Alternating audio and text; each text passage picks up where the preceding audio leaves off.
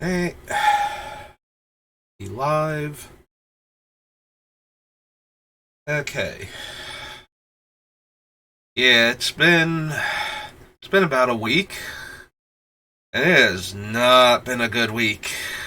Um, so it started off, um, reasonably enough. I got sick. My brother, who I also work with regularly, so lives here, and I work with him. He had gotten a cold from our mom because she had it like last week, and so he got it, and then I got it. So normal stuff, but it's like super raspy throat, lots of coughing and hacking. Wasn't COVID, but we were a little worried at first, but especially him because he has a very good sense of smell. So when he gets super congested and can't smell anything after having had COVID twice, was worried that he might have gotten it again. But yeah, so that would have stopped me streaming for like probably up through yesterday. Like I might have been able to stream yesterday if that was all that was going on. So Thursday I was gonna not stream, take off, recover. Was feeling a little bit better. Still really under the like you know like the coughing had stopped. It switched over the congestion part and everything. I started getting pain in my lower back, and then I started urinating blood because that's how most of my kidney stones start. Now, you might remember, I briefly mentioned it, I think, a couple weeks ago, because it was almost a month at this point. So, I had one come out of my left kidney about like a month ago. This one was coming out of my right kidney. Fine. I'm not miserable enough from being sick. I need to deal with this too. So fortunately, I have some of the medication still, although I've been going through it. Like, I'm starting to run low, so pretty soon I'm going to get one of these where I have to go back to the hospital, but I don't have insurance. It's a couple $1,000s to go to the hospital, like, even after they give me the discount for not having insurance, because, hospital understands they're not going to get blood from a stone. So, it's still expensive. And the worst part is half of that expense is they have to confirm what I have. And that requires me going into the machine and getting a scan and seeing where the stones are and all of that. So, anyway, I take the medication and the pain settles down and I'm fine. And I genuinely think I passed the stone almost initially, like the bleeding part. I think it was a very small stone and it happened quickly. So, good news, I get to go into work on Friday. So, I do my shift at work. So, we were having like there's like their big end of the month meeting, and they host it in like one of the stores. It's a franchise, so they host it in one of the stores, and they picked ours for this particular one. So great, literally every manager and upper management member is in our store, in one of the spots off to the side, having their team meeting for the month. So I was originally going to call out because I was having a kidney stone. I was sick as shit to begin with. So, but was feeling fine. Got the medicine in me quickly. Might have even passed the stone already. And I still think I might have passed the stone already, like, even after everything that's happened. So anyway, so I'm at work. I showed up, and, all my coworkers are like, oh, good, you actually made it in, because normally the manager is on duty, like, working with us, but he's got to be in the meeting. So it's the three of us running the store at the time, and it would have been the two of them, and he might have had to, like, step away from his meeting to actually run his store type of thing, and so that would have been awkward for him. And all things considered, like, I have my problems with the guy, but I've been working in franchises, like stores like this, for most of my adult life, So I'm pretty used to, you don't have to be, I understand the difference between a person that's not great as a manager and a person that's actively terrible as a manager. And so I'm not really, like, I have my problems with the guy, but there are other things that I find, it's, if you work with enough people, the ones you can work with and the ones that are just going to make it an abjectly miserable experience, and he's way more in the former category. So, I'll take what I can get, type of thing. Like, I don't need this guy being miserable, just because he's not the best manager ever, type of thing. So, help him out, let him have his meeting, so that way it doesn't look like he can't run his store in front of everybody else because he can't even cover, like, one shift while they're doing this meeting, type of thing, make him look bad in front of, yeah, we didn't need that. Like, he doesn't deserve that sort of thing. So I managed to get into work and work my normal shift. Everything is fine. And I get off, at my regular time, and I'm thinking about what do I want for dinner. And as I'm getting ready to leave, I start feeling uncomfortable in a way that would be hard for me to describe exactly. Something feels really off. And I don't know quite what it is. So my thoughts shift from getting dinner, like the walk, like 20 feet across the parking lot to my car from the front door. That walk from there, I start going from what am I going to have to dinner to maybe I should just go home. I haven't been feeling great. I've been really out of it the whole week because of the sickness and the stone and everything. Maybe I should just go home. I'm like 15 minutes from work to my house. Before I'm even halfway home, I'm like, something is really wrong. By the time I'm home, I'm in agony. So, I don't know if I didn't pass the stone originally, or if another one got into my system, and I'm thinking it's the second one.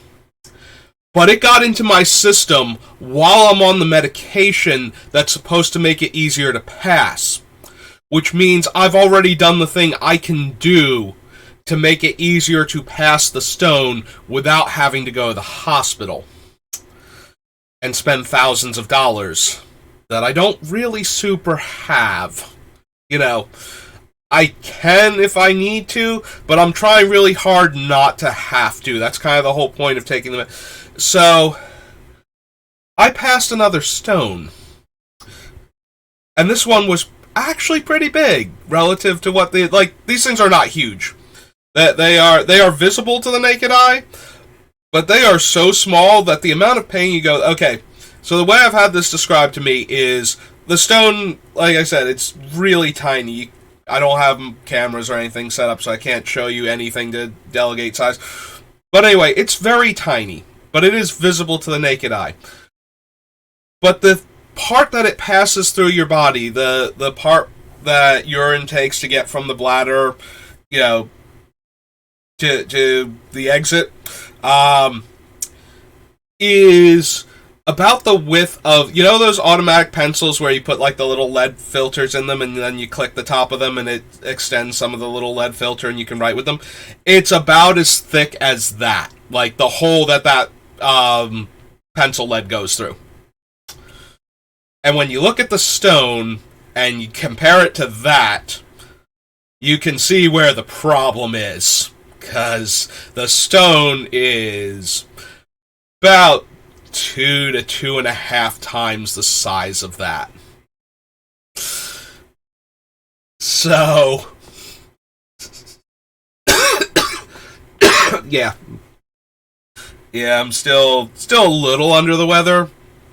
Like, this one hit me hard. Like, usually I get like colds like this and I'm done in a couple of days. This one has been lingering. It's been a while since I've been like this sick from just like a cold. Like, I brushed off COVID faster than this thing. I've also had it twice, both mild. First time I actually had it, we didn't even know what to call it back then. Like, I assumed it was the flu.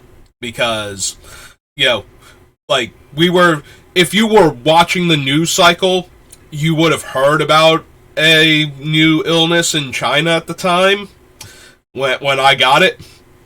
Um, and I'm not entirely sure I didn't get it from, like, I don't know how long it can live on packages. Like, it's entirely possible because I was buying stuff because I collect foreign language foil magic cards, especially the various Asian languages, Japanese, Chinese, and Korean.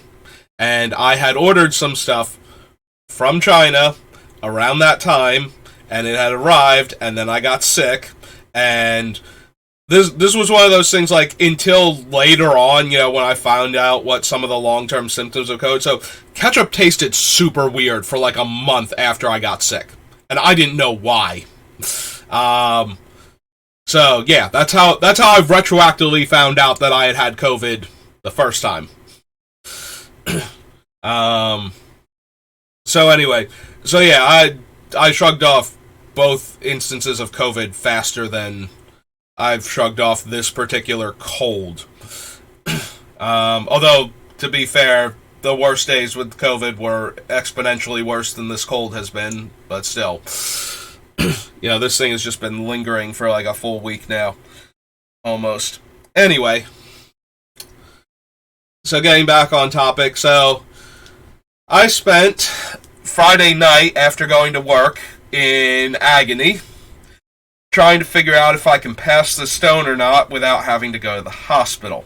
As it turns out, yes, I could, but it was a miserable experience.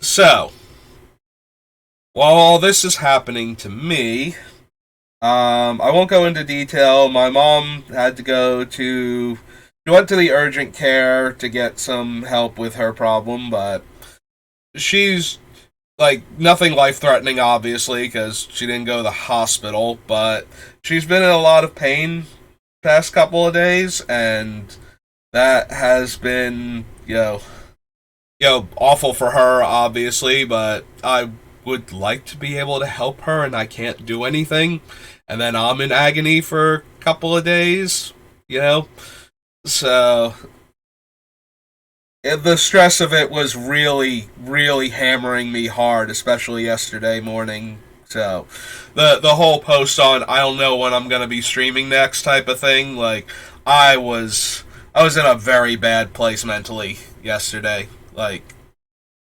so I passed the stone last night. I actually caught it. So when you go, so for guys, they give you like this little funnel thing that has a mesh at the bottom that you can, urinate into. For women, I believe they have, one of my coworkers said she had like a thing that was mounted on like the front of the toilet so it could catch it for her. Because, anyway. So, I actually caught the stone because I felt it coming because that's how large it was. I could feel it when I had to go, like, making its way through me. Which is a unique experience. So, yeah.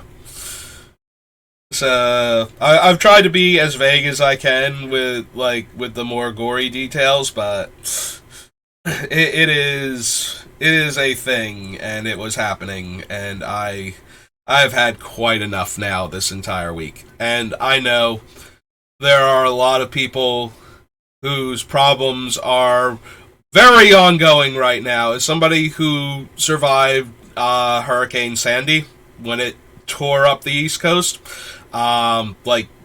literally you could walk a block in any direction from my house after that storm and find somebody who had literally lost visibly had literally lost everything. Like, literally a block, like the next street down from my house, there was a house that came up off of its foundation, floated out into the middle of the street, and collapsed under its own weight. Like, I fully understand the level of devastation that you can experience from a hurricane. And that's been going on down in Florida and down in the island nations in, God, I'm so bad with geography, but like Cuba and I want to say like the Haiti and the Jamaican islands and whatnot have all been getting hit by this hurricane, and I understand that compared to that, I'm done in a day.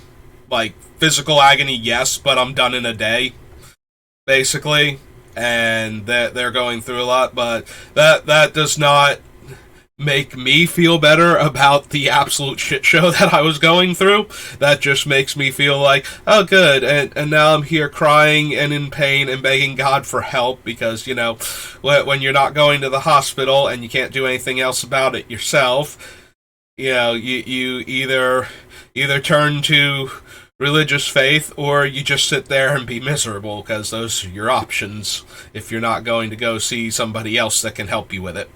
So, and that would have cost a whole lot of money that I didn't want to have to spend.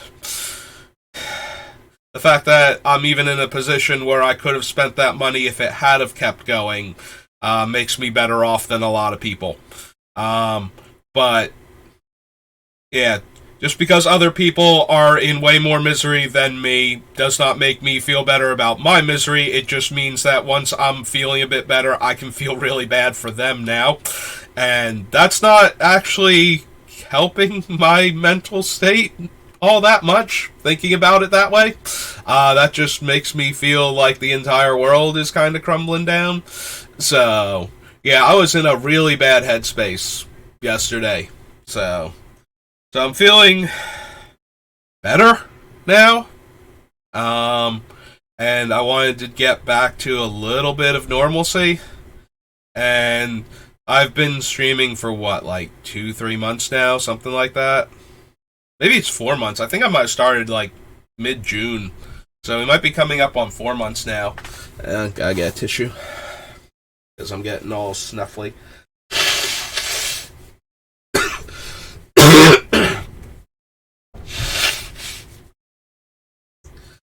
So yeah, so this has been kind of a normal thing for me to be doing lately. And one of the ways that I deal with like major stuff in my life, if it doesn't absolutely bury me, is to try and do the things that I normally do. Like routine really helps me. So now that I'm in a better mental position than I was yesterday, where I'm like, I don't know if I'm gonna. Oh, cool. My thing is flatlining. Ah, there it goes. Again, nobody else is online or anything, so I don't know where all my CPU usage is going and why I'm dropping frames, but okay. Dropped a quick 40 of them. I guess we should be fine.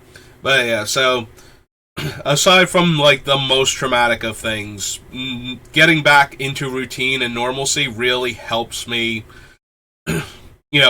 power through stuff a lot of the time. But yesterday I was just so miserable and so out of it that it's just like, I don't know when I'm gonna stream again, and now it's tomorrow, and it's like 24 hours really kind of gives you a chance. Like when things start turning around a little bit, that then maybe we can try and build some momentum back to normal. So yeah, I'm still a bit sick. So you're gonna be hearing me coughing on stream is practically a thing. Like that's weirdly become one of my streamer idiosyncrasies. Is like right when we start, it's like, oh, I've just eaten because I want to get food in me, so that way I'm not eating on stream, but I have to eat before I can go into work and everything. So I just ate, and now that that makes me all phlegmy, and then I start coughing because I'm trying to talk the entire time.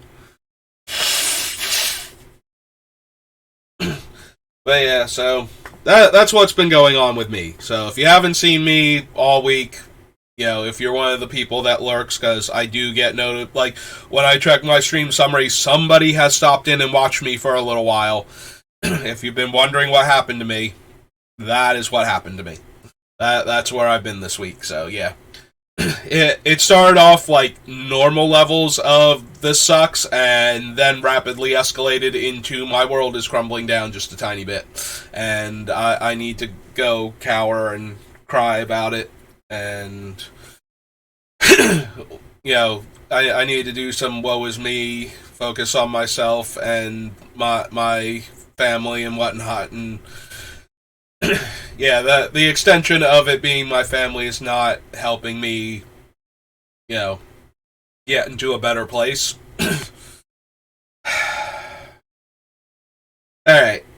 So anyway, so I haven't even, like, I've thought about Braids earlier in the week, but I haven't really thought about this deck, and I have not been in the right headspace for it for several days now. Oh, that's all the way at the top, and I would prefer if it were down here, so it's not blocking other things I need to see.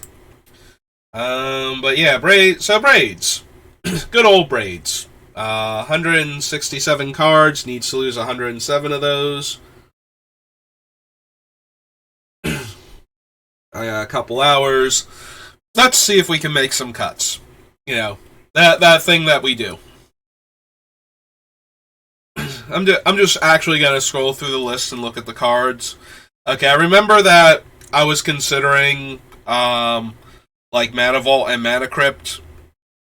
Like, this feels like a more competitive deck, and the idea of putting in cards that let me ramp to my cards faster, like the more important cards faster, getting a Nether Void down on like turn 2 is going to wreck a lot of people. Nether Void, accelerating into Nether Void is one of those plays very similar to how traditional shops decks work. This is why those decks work. You accelerate into one of these cards, and then the other players can't deal with them, and you get, like, you had enough mana to cast it, therefore you have enough resources to, to play around with it.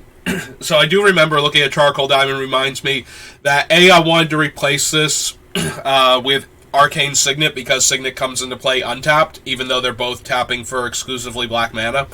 But also that I had been considering Mana Vault and Mana Crypt as accelerants for the deck.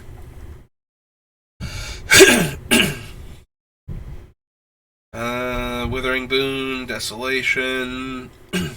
Mindstone is probably still fine, although we might want to replace a Jet Medallion.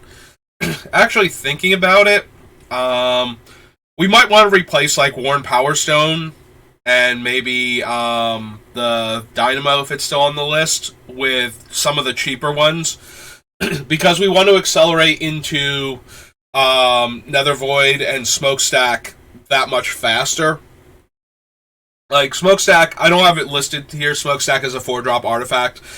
I am very intimately familiar with Smokestack. It is one of my favorite cards from way back in the day, because I have one of my favorite stories is my Smokestacks deck that I built. So, I think I've told this story once before, and I probably have because it's one of my favorites. So back when I was still, only really doing tournament Magic at the very local scene, before there were FNMs, but about the FNM level of difficulty, where it's like whoever showed up that week and whatever event they were running, you had to have a deck for it, or you had to be willing to play that limited format or whatever. So, one of the tournaments that I did back then, it was the finals, and it was game 3, and they were basically packing up the store because the tournament had run a little long. So it's literally me and the other guy are standing at the table so they could put the chairs away level of we're about to be done with this, I think. We might have still been sitting. They might have put away the rest of the chairs. But I feel like at one point we were both standing so they could put away our chairs. And I was on a very control-ish black deck with Smokestack, obviously. And my opponent was on Turbo Stasis. And Turbo Stasis works by, you cast Stasis fairly early, opponent's stuff never untaps, you use a card to get Stasis off of the table for a turn to let you untap at, like, instant speed during the opponent's turn after they fail to untap, and then you replay Stasis again after you've gotten to untap, and basically you manage to keep Stasis going for the entire game.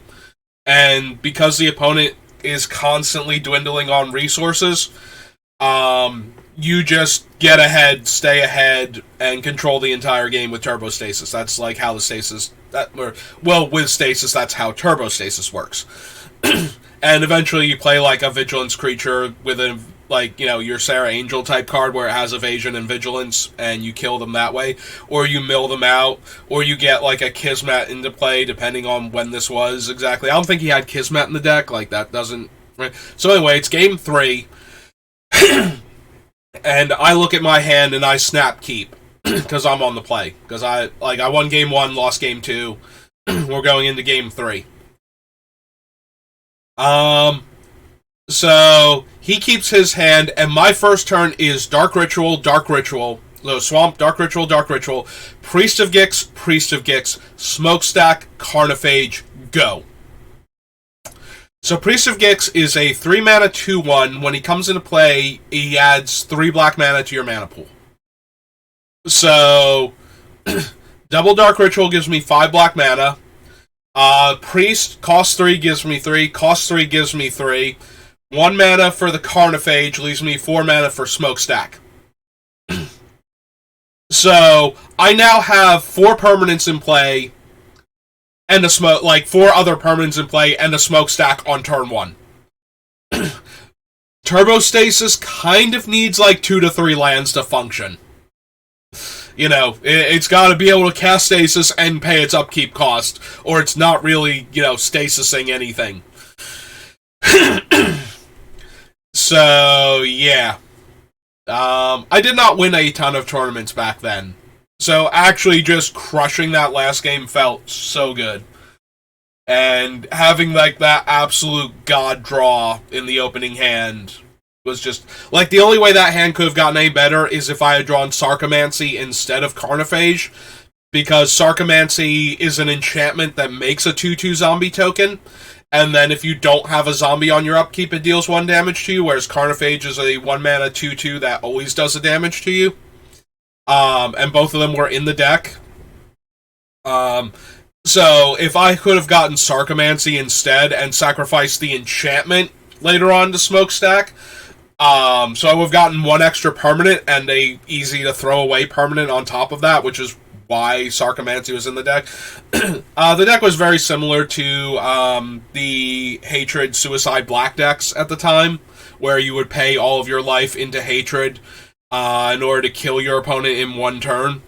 I forget if I actually had Hatred in the deck or not, but it was a very aggro control deck, like a tap-out control deck, where I'm trying to put a bunch of threats onto the board, and then follow it up with, the Smokestack in order to, now you're being attacked on 2 resource fronts, and you have to both deal with my things in play, and the fact that I'm eating up your resources with my Smokestack, and you're losing resources faster than I am, type of deal, to basically get ahead, stay ahead, win the game. So, I very much enjoyed Smokestack back in the day. I enjoyed a lot of cards from Urza Saga. Overpowered combo pieces were definitely my jam. I built a lot of decks with Yawgmoth's Will in it. I did play Wreck Survival and Tolarian Blue at various points in time. I had a deck that ran Crop Rotation and Gaia's Cradle. After they banned a bunch of stuff. In order to generate 10 billion mana in a single turn. Lots of fun stuff like that. It was definitely my jam, so... I do have a lot of fond memories, despite how absurdly broken Urza Saga block was. There were some broken things in Tempest. It's early Magic. People are still learning what actually is and is not broken. And, sometimes things still slip by. Yeah, there are a few things that, you would think that Wizards would learn, but the problem is that if they just decide, okay, this is completely off of the table and we can never do this, then that cuts off cards that you can make that would be fine because you're trying not to make the cards that aren't fine. And sometimes, if you do that, you run out of, design space. You don't learn what the actual limits are. You just assume that these things are past the limit, and you never get to make them. And some of them are fine. It's really hard to give, okay, so take Storm. Storm is an extremely broken mechanic. Anything that is good with Storm is so good that it will disrupt the format that it's in. To the point where when Mark Rosewater wants to talk about mechanics that that don't want to be in Standard anymore, or that will disrupt the format, he calls it the Storm scale, because Storm is one of the most extreme mechanics. When Storm is good, Storm is insanely overpowered and ruins everything. Other mechanics that are about that power level are Dredge, certain free spell mechanics, really, really break the fundamental things of Magic a lot of the time, the basis for it. So, but here's the thing. There are, 20 or 30 Storm cards in Magic, and only 5 of them have ever seen any serious tournament play. So Tendrils of Agony, Grape Shot, Empty the Warrens, Ignite Memories, Dragon Storm, and there's a couple I don't know that the Chatterstorm ever actually did anything outside of Pauper, but so every single one of those cards I just named either deals damage to the opponent or makes a creature. Those are the things that, if you do that in a Storm deck, they get so overpowered so quickly that they just overwhelm the other player and kill them outright. You get your Storm count up to 10, Tendrils of Storm count is 9, cast Tendrils, opponent dies. Opponent started at 20, that's 2 life per trigger, 10 triggers total, they're dead. Grape Shot needs 20 spells, or whatever the opponent's life total is, to kill them from 0. Mind's Desire is the other broken one, the really stupidly broken one that just gives you unlimited spells, basically, when it happens. All the other ones are damage. This one gives you free spells, which is way worse, actually, because that's combining 2 broken things into 1 broken thing for maximum brokenness. So this is how Storm works as a game-breaking mechanic, is that when you are copying the spell, and the spell is moving you towards the end state of the game, that's where it becomes a problem. So Storm's biggest problem is actually the biggest problem in a lot of broken Magic cards.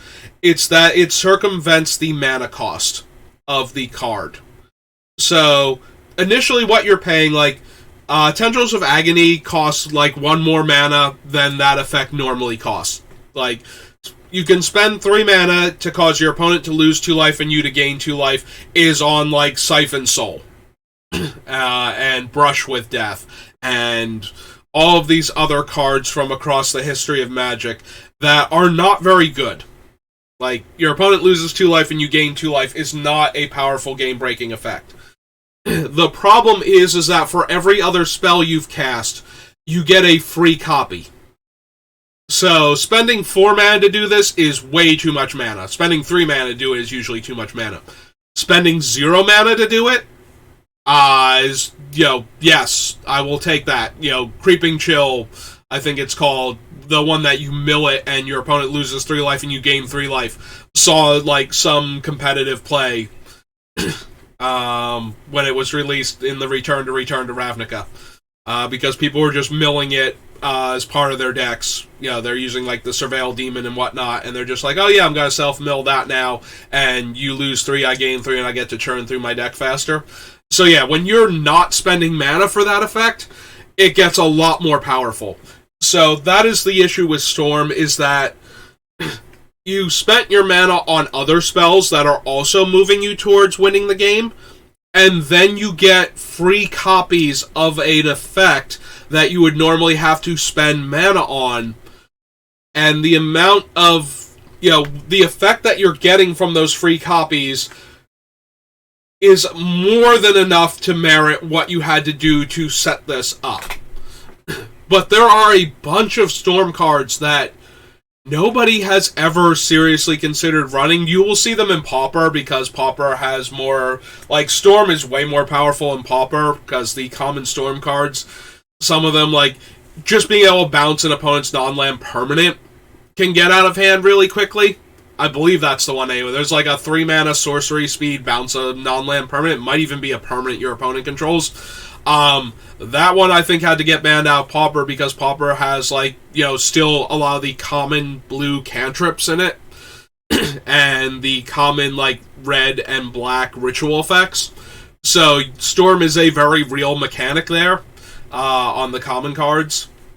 So it was still a thing for a lot of Pauper players.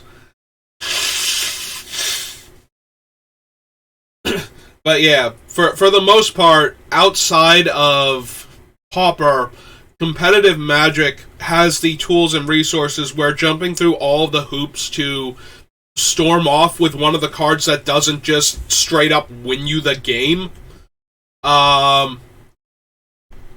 makes it so that it's not worth it to jump through all those hoops. Like, if you cast Steely Resolve that gives a creature +1/+2 until end of turn, if you storm off 20 times and get your evasive creature an extra 20 power,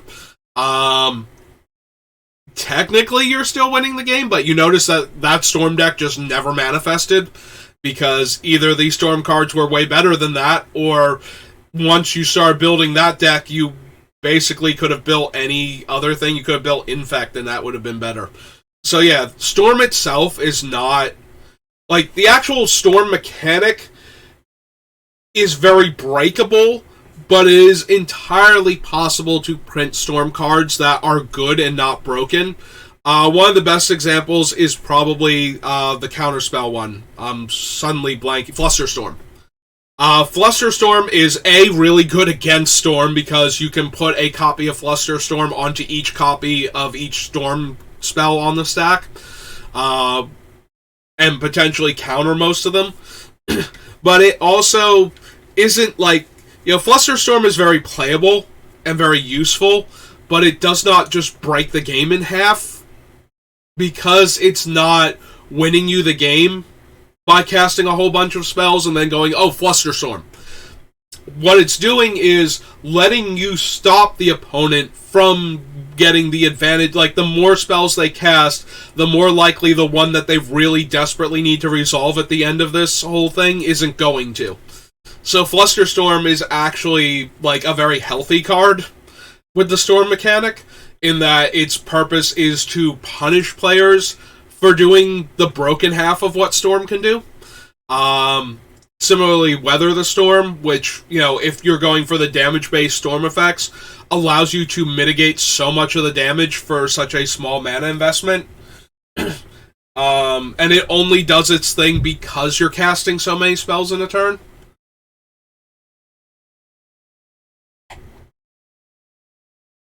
So yeah, Storm mechanic is very broken when the effects are pushing you towards a winning game state, but very either perfectly fine or completely unappealing if they're not doing that. And that's probably the biggest problem with Storm, is it's very hard to design cards for it that don't warp or break formats, because you are essentially turning every spell you've cast before it into a additional free copy of the spell.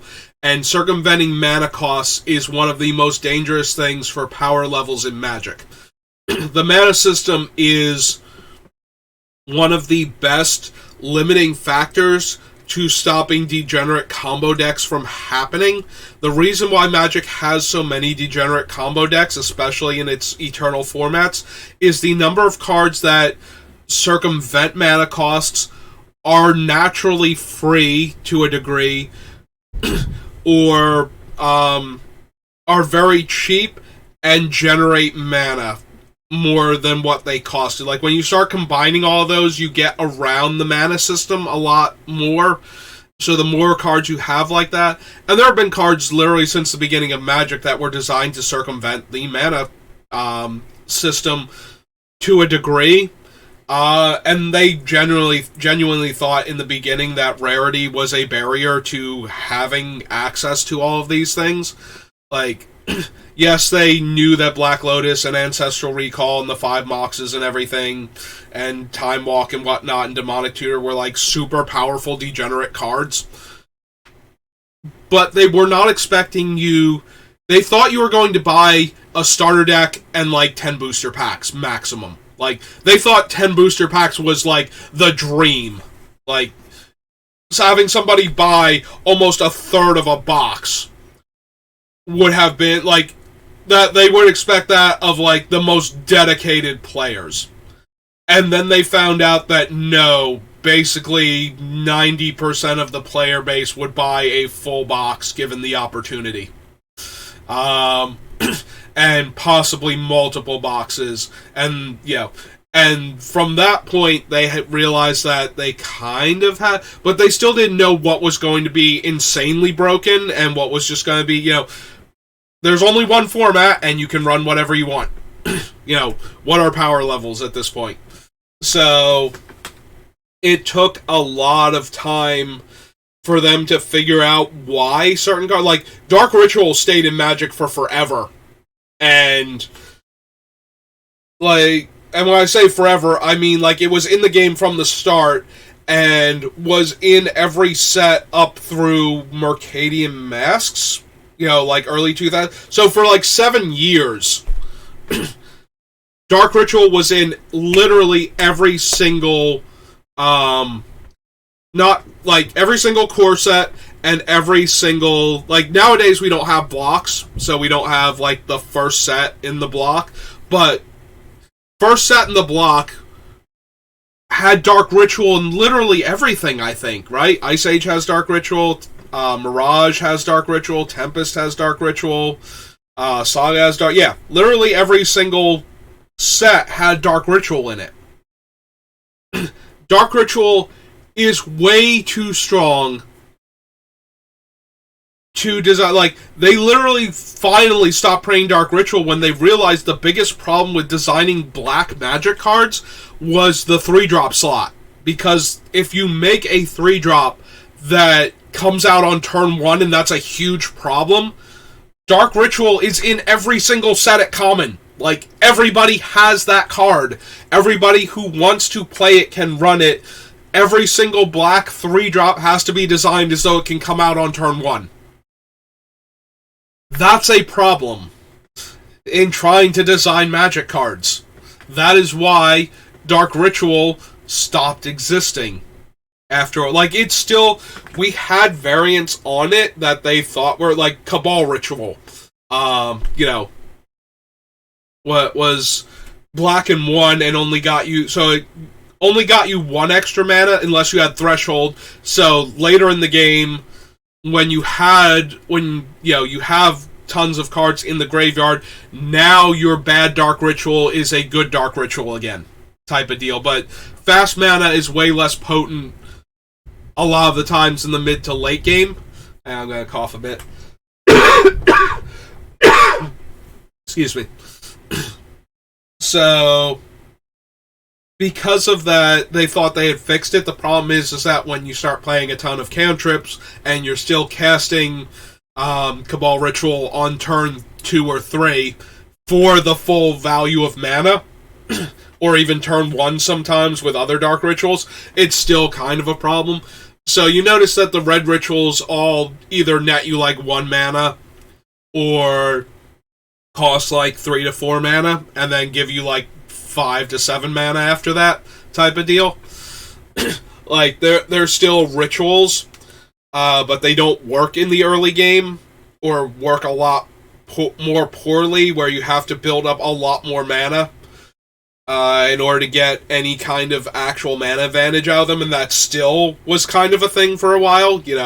Just because the red rituals were terrible doesn't mean that they weren't chainable, and therefore kept getting better.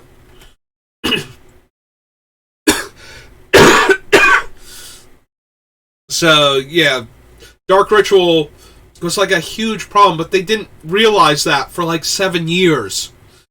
So for the first 7 years of Magic, literally every major set had Dark Ritual in it. So it was always in Standard.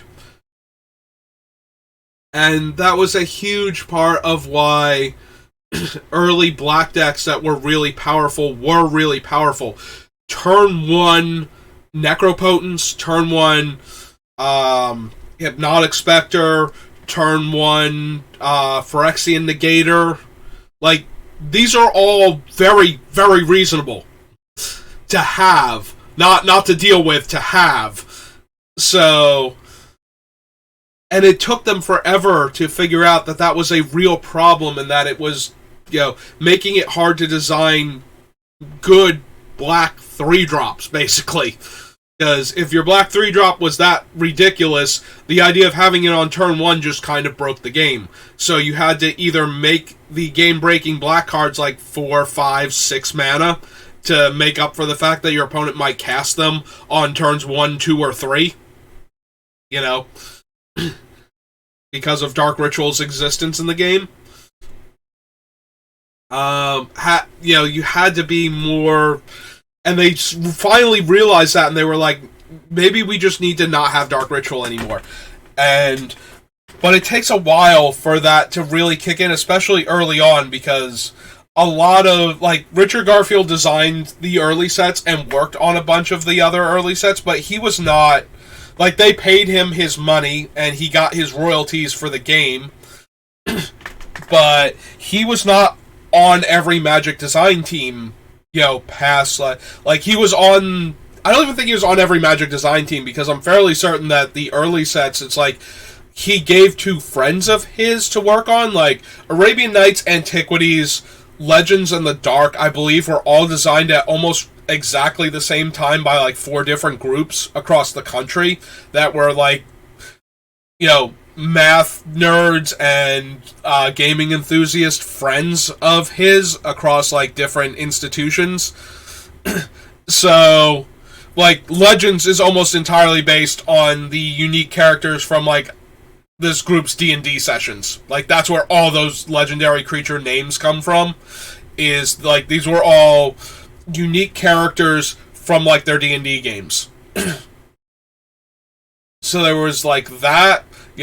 Another one is just top-down design Arabian Nights cards, and somebody else was we're going to work on an artifact theme set, and another one was we're going to make all of this creepy Dark Ages medieval stuff, and each one of them working individually came up with these things, but there's no, aside from being Magic the Gathering cards, there's nothing cohesive about any of those, and the only thing they really had to work with was the very first Magic set, so that laid the groundwork of what Magic cards could and could not be, and of course there was oversight from Wizards and whatnot for things finally getting to print, but a lot of that stuff just got designed and made and printed,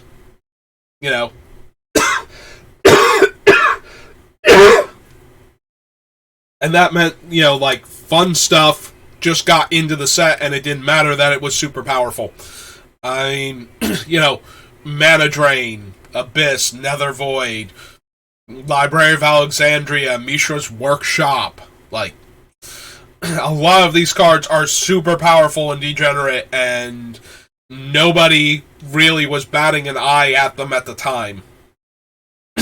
And then, by the time they realized that this game was going to be this huge deal, and they really needed to start caring about it, and they started bringing everything, in-house, and, one group working on Magic, we were already into, like, we had, finished up those sets, like Fallen Empires was done, and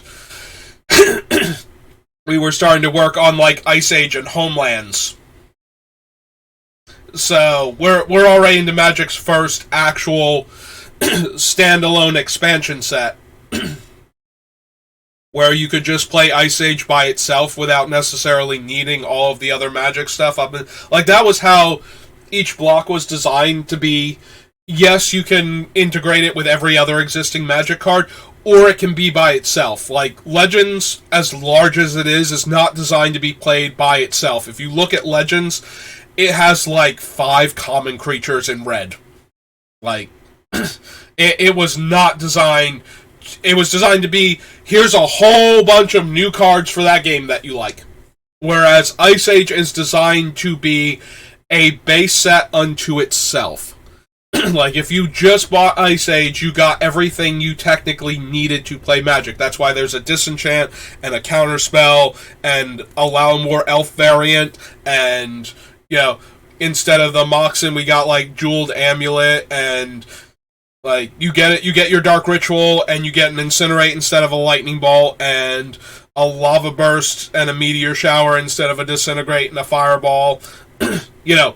Like, there are you either get variations, same card, different name, or literally the exact same card, but you get, like, all of the things that were in Alpha Beta Unlimited. You get, like, whatever they felt was, like, essential to the core of the game was in Ice Age. And then was in Mirage, and then was in Tempest, and so on, in that manner. Like, every one of them was designed with the idea that you could just play solely this and not have any of the other cards from the rest of the game involved. So that is where the mentality early on was like, well, here's what we had originally, so here are the things that we absolutely need, here are the things that we have riffs on, and here are the things that we can replace, like, other stuff that we don't feel is 1,000,000% essential to being a Magic set with these unique new cards instead. These are where we go off the beaten path with the new Magic set. And for the longest time, that's how Magic was made. So I don't even remember how I got onto this particular topic. I think I was talking about Mana Rocks and just kind of spiraled from there. Alright, so let's get back to looking at the cards, refreshing my memory of what's in the set now that I've obliterated what I already looked at by running through all of that. It's just like my early videos where instead of, building the deck or working on it, I just spent like an hour rambling.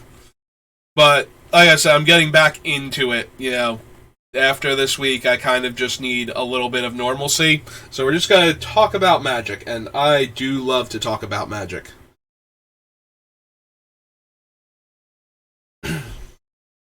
Diver, Thran, Dynamo, Market, Conspiracy, Phyrexian Altar, Phyrexian Arena, Dawn of the Dead, Mutilate, Rotlung, Decree, Gilded Lotus, Lightning Greaves, Mirror Retriever, O-Stone, Power Conduit, Death Cloud, Crucible, Possessed Portal, Journeyer's Kite, Grave Robber, Hatchery, Sensei's Top, Leyline, Cold Steel. We cut most of the things that care about snow, but I think we still have Dead of Winter, and therefore the Scrying Sheets and the Cold Steel Heart are still in the deck. I think we cut everything else that super cares about snow at this point.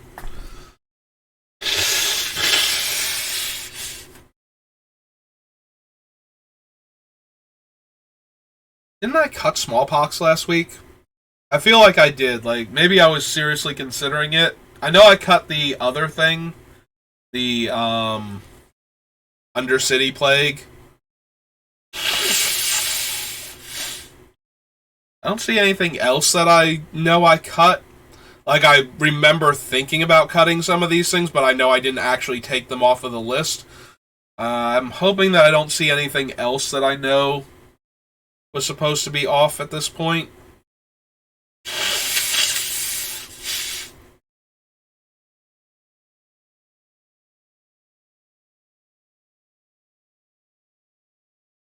Blood Artist, Conjurer's Closet, Set into Madness, Harvester's Souls, Grip Gas, Slumlord, Burnished Heart, Grey Merchant, Dictate Champion, Horospex, Hedron Archive, Cutthroat, Kalidas, Sifter, Diagraph, Stead, Breaker, Master. Yeah, I just gotta remember all of the stuff that I have in this deck still. I know Revel I was really close to cutting because I cut some of the other stuff that cared about opponents' things dying specifically for us to get resources. That didn't care about our own stuff dying also. Like, I'm leaving in things like the Slumlord because it doesn't care whose creature dies, it just cares that anybody's non-token dies.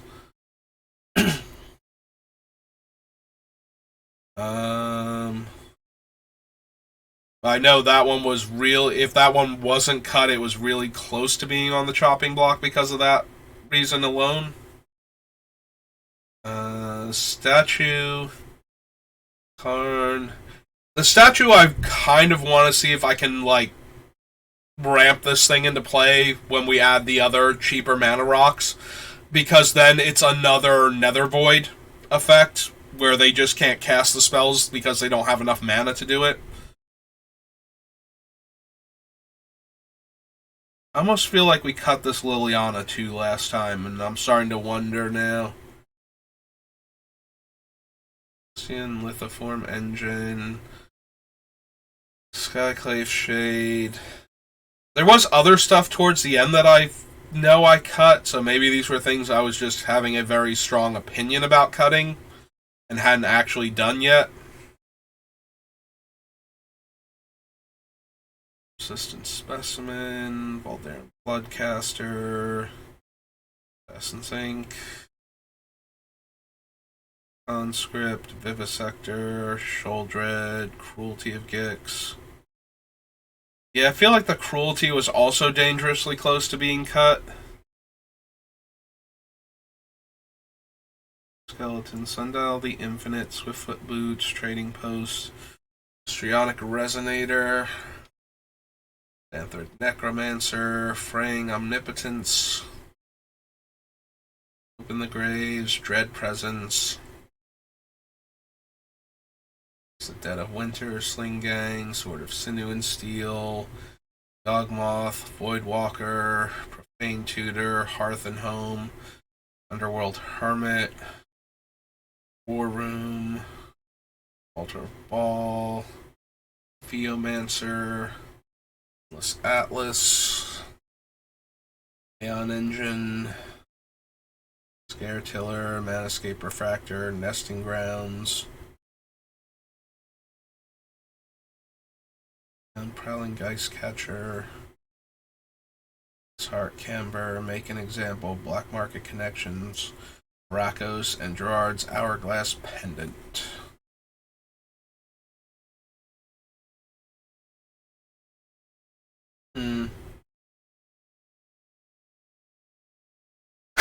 Alright, so coming back to this deck with a fresh perspective, there are a bunch of cards that I want to cut, but there's also a handful of things that I'm seriously considering adding in.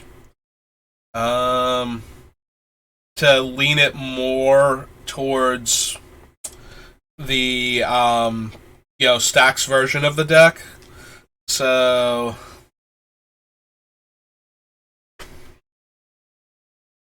one of the biggest problems is that there's only really one. So we have Smokestacks, and that is like the stacks card. Descent into Madness is a stacks card, but it's a lot more dangerous It's very easy to get into a position where we're going to have to exile Descent into Madness itself to avoid having to exile things that we really desperately don't want to. Like, one of the ways to get around Descent into Madness is large number of large token producers, things that can make multiple tokens in a turn cycle. Um, and I don't know that we have enough of those, but at the same time, Smokestacks itself is going to be so important to this deck that I want, like, not only having it, but having multiple copies of it or multiple instances of the trigger. Like, we have things like Strionic Resonator to copy the trigger, and we have, like, the Aeon Hub or whatever it's called, the thing that we have down here that reverses turn order, Aeon Engine, where we sacrifice it and we reverse the turn order, so it's about to get back to us and then we send it the other way so that it goes through everybody else again and makes them sacrifice stuff before we get back to us and we actually have to sacrifice anything. Like, I like things like that in the deck, and we also have a bunch of cards that can remove the counters, and removing the counters is good for like, before we get back to our turn, getting counters off of Smokestacks to make it more easy for us to feed it ourselves and then start upticking the counters again while everybody else is low on resources. But it also, a lot of those cards are in there to stop Descent into Madness from actually spiraling out of our control, where we can't upkeep it despite the fact that we're making like 3 or 4 tokens a turn. It's got too many counters on it now. And we can't handle that many counters at once. And as I'm looking at things, I'm wondering if I don't want different cards for similar effects. I'm wondering if we don't, like, I remember looking at Emrakul the Promised End and Mindslaver and being like, yeah, that would be kind of funny because then we get to choose what they sacrifice. But Emrakul actually, like the Promised End, if we cast her, we get to sacrifice their permanents first, and then we make them take another turn after that. And then they lose. So then they have to lose again on their upkeep, on that bonus upkeep that we're giving them. So that really, really cuts through players very quickly. There are a few cards, though, that I'm looking at, and I'm wondering if, yes, they also are technically on theme, and that's why they made it on the first cut of the deck, but do I really need them? And I'm starting to wonder, like, how many of these cards I actually need. Like, yes, they do certain things with the deck, and they interact with the cards, but as I'm reading them, it's like, is this really where I need to be with these cards? Like, do we need the Xanthrid Necromancer? Do we even need the Aristocrat stuff? Like, if we are taking away all of our opponent's resources, if we cut all of the straight up Aristocrats cards, like, we don't have enough clerics, and I think we barely have enough humans to make Rotlung and Xanthid, like, even relevant in the non-Aristocrats version of the deck. But looking at the Aristocrats cards, like, do we actually need Aristocrats effects to finish our opponents off? Or is that just eating up deck space right now? Because if we are making them sacrifice literally all of their permanents all of the time, possibly stripping their hands away too with Descent into Madness, which is another thing. Like, Descent into Madness is still eating the cards out of their hand, even if they can't hide from Descent until I'm forced to sacrifice it. It will still chew through their hands also until they have actual nothing left. And I'm kind of wondering, I made the let's put Chains of Mephistopheles in here and then start looking at all of my card draws. Like, maybe don't put Chains of Mephistopheles in here. But I'm wondering now, would we, like, if we're going to run Descent into Madness, do we want to, like, lose some of the card draw? Like, the actual card draw. Cards that put cards into our hands. Might be, like, more what we want to do.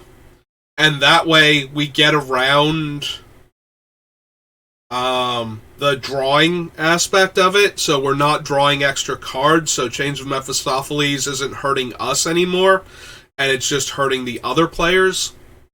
And I'm starting to wonder, like, if we can more fine-tune what we're actually doing here, basically. Also, I gotta be honest, I really like Sundial the Infinite with smokestacks, where we just add a counter and then end our turn before we have to sacrifice. And we just keep letting that happen until nobody has anything else left in play. And then we let ourselves get hit by the Emrakul trigger, basically, like the Annihilator trigger from it, finally. And take a normal turn, but we still have like 2 or 3 permanents in play, and everybody else is tapped out. That's the biggest downside to Descent into Madness, is its effect is only on our upkeep, so we actually have to get hit by it to hit everybody else with it, but maybe between that and, like, the portal that won't let players draw cards anymore.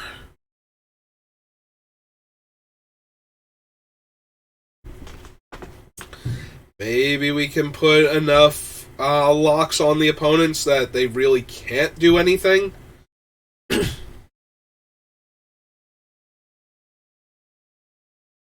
The downside is, like, Shieldred gets a bit weaker. Some of the other cards that I have in here get, like, I'm looking at Shieldred right now, so she's, like, the first thing off the top of my head, but there are a bunch of other cards that do get weaker as we get rid of more and more things.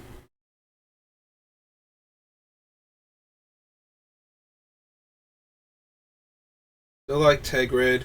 If we got rid of the whole Rotlung package, though, like the whole Aristocrats Infinite Zombie Tokens package, which is itself an interesting deck, but is less... excuse me. is less what Braids wants to do. Because this is still a Braids deck, let's be honest. I'm making it a... stacks deck because her effects is very pro stacks. You know, if opponents can't sacrifice permanents, then I get extra cards and they lose more life. But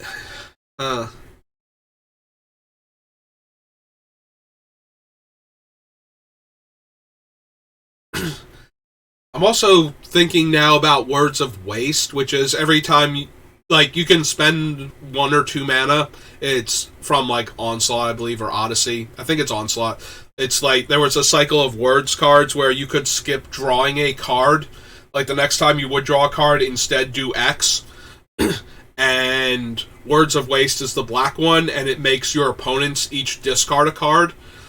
And I'm wondering if we actually want to just lock people out of the game super hard. Like,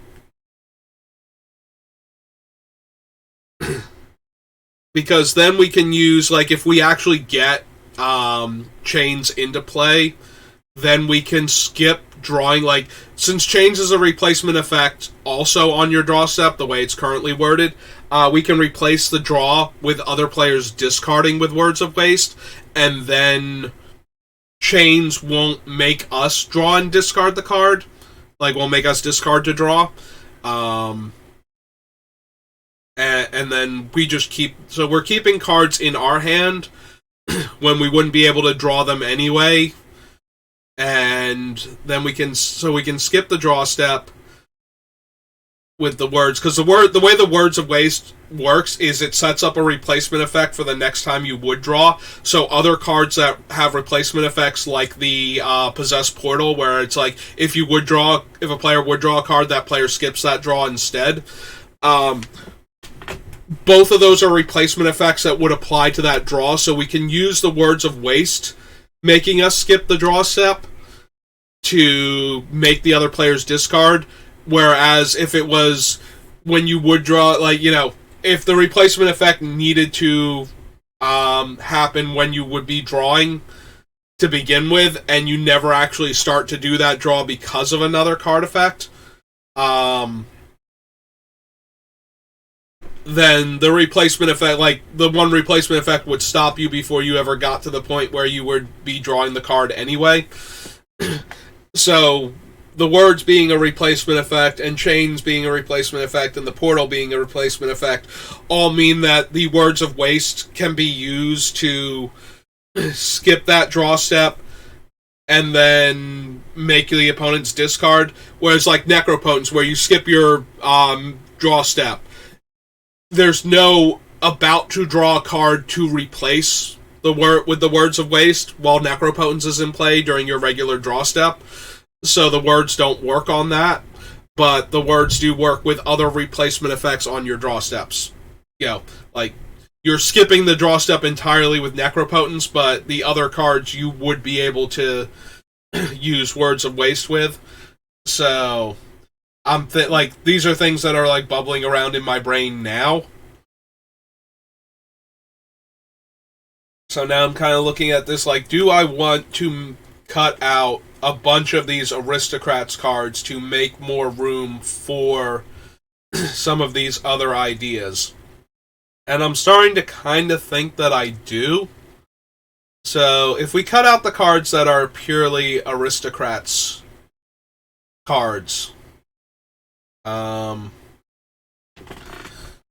know, things that reward us for sacrificing the creatures, because we're already going to be sacrificing a ton of creatures anyway, which was why the Aristocrats cards were even making it on the list in the first place.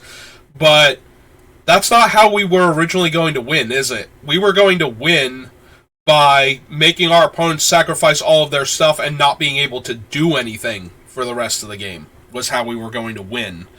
So maybe what we need to do is take out the, like, you know, the things that we eventually win on at the end of the day, and instead worry about the cards that, you know, are getting us to that point. And because we can win with almost anything once the opponents have no resources left. Alright, so Conspiracy was one of those cards. Black Market is giving me mana for losing all of these cards every turn, so I'm kind of inclined to keep that. Like, this is allowing me to do more stuff with fewer resources. Like, if I'm sacrificing all my lands, but my Black Market has, like, 10 mana, like, 10 charge counters on it, then I still have enough mana to do stuff with, so the fact that I had to sacrifice some of my lands isn't an issue, as long as my opponents can't deal with the Black Market right now. So I'm inclined to keep that one. Alright, so we get rid of the Conspiracy, we get rid of Rotlung. That's 2.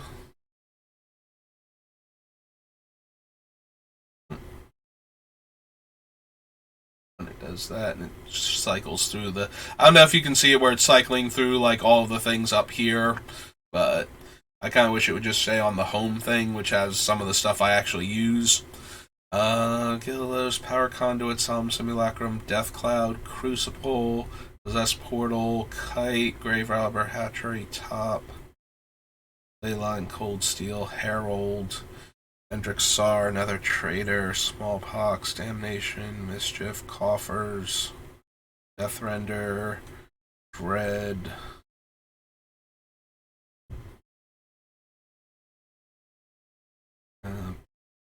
Mage, Revenant Pawn, Contagion Clasp, Engine, Battlesphere, Death Mantle, Massacre Worm, Spine, Cage Sun, Hex Parasite.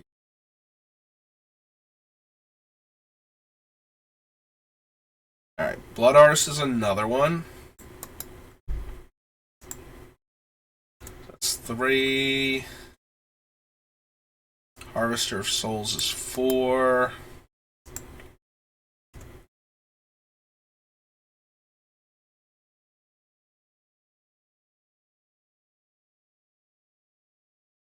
Alright,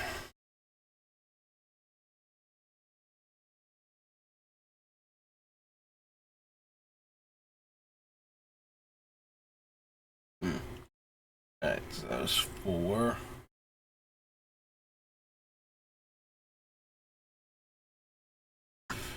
From horror specs is 5.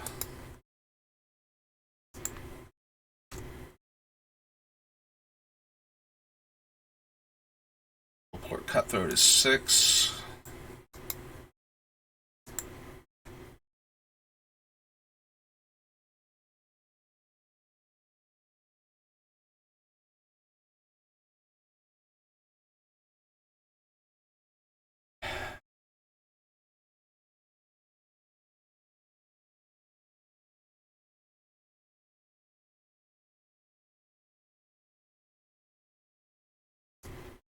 Night Reaper is 7. I'm cutting the card draw ones also because that is definitely more for the Aristocrats version of the deck. And we might be putting in cards that try and punish players for drawing cards, for like drawing lots of extra cards. So if we are not getting hit really hard for doing that, I think we'll be doing a lot better.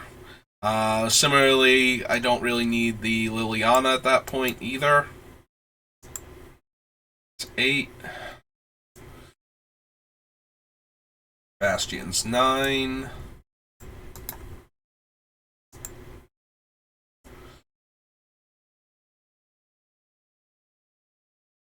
Maskwood is 10, because it's only in there for the other thing.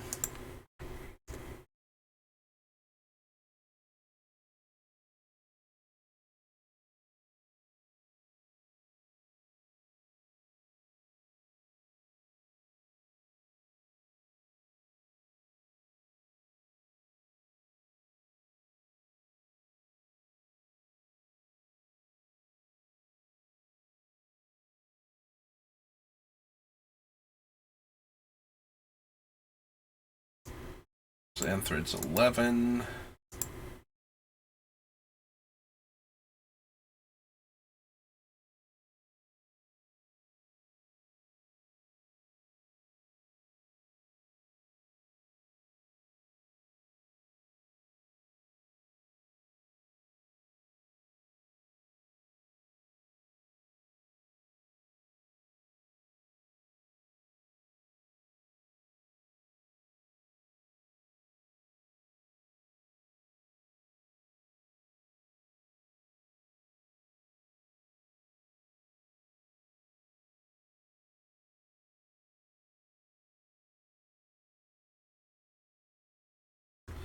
Alright.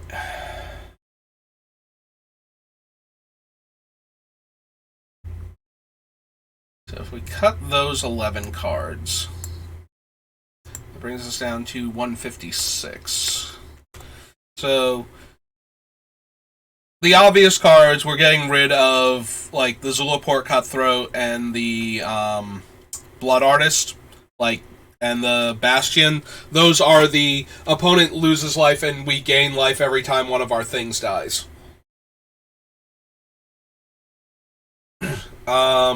Adding to that, we are getting rid of the Rotlung and the Xanthrid, and the 2 cards that make our creatures either all creature types or the creature type of our choice. Because if we turn everything into a human or everything into a cleric, for depending on which one we have, or both, if we have both of them and we have Maskwood Nexus, all of our stuff being those creature types, since they're not non-token cards of that type, the zombie tokens will then become clerics and humans, and then proceed to give us fresh zombies each time we sacrifice them. So that was really in there to like infinitely drain our opponents with like Ashnod's Altar and whatnot. You know, we sacrifice a creature,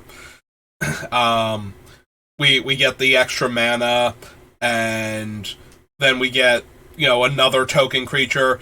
So we can cast our spells, and if we have one of the actual drain effects in play, so we can generate infinite mana or infinite drains, or both, depending on what our sack outlets are at that point. But every time one of our tokens dies, we get a fresh zombie human cleric in place of it, so we just keep generating infinite numbers until our opponents are dead.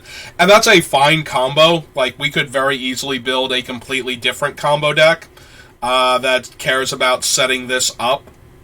But that is not what Braids is. Like, this combo deck feels more like something else with, like, maybe death triggers or something, like maybe a Teysa, like, third visit to Ravnica Teysa or something, where she copies death triggers.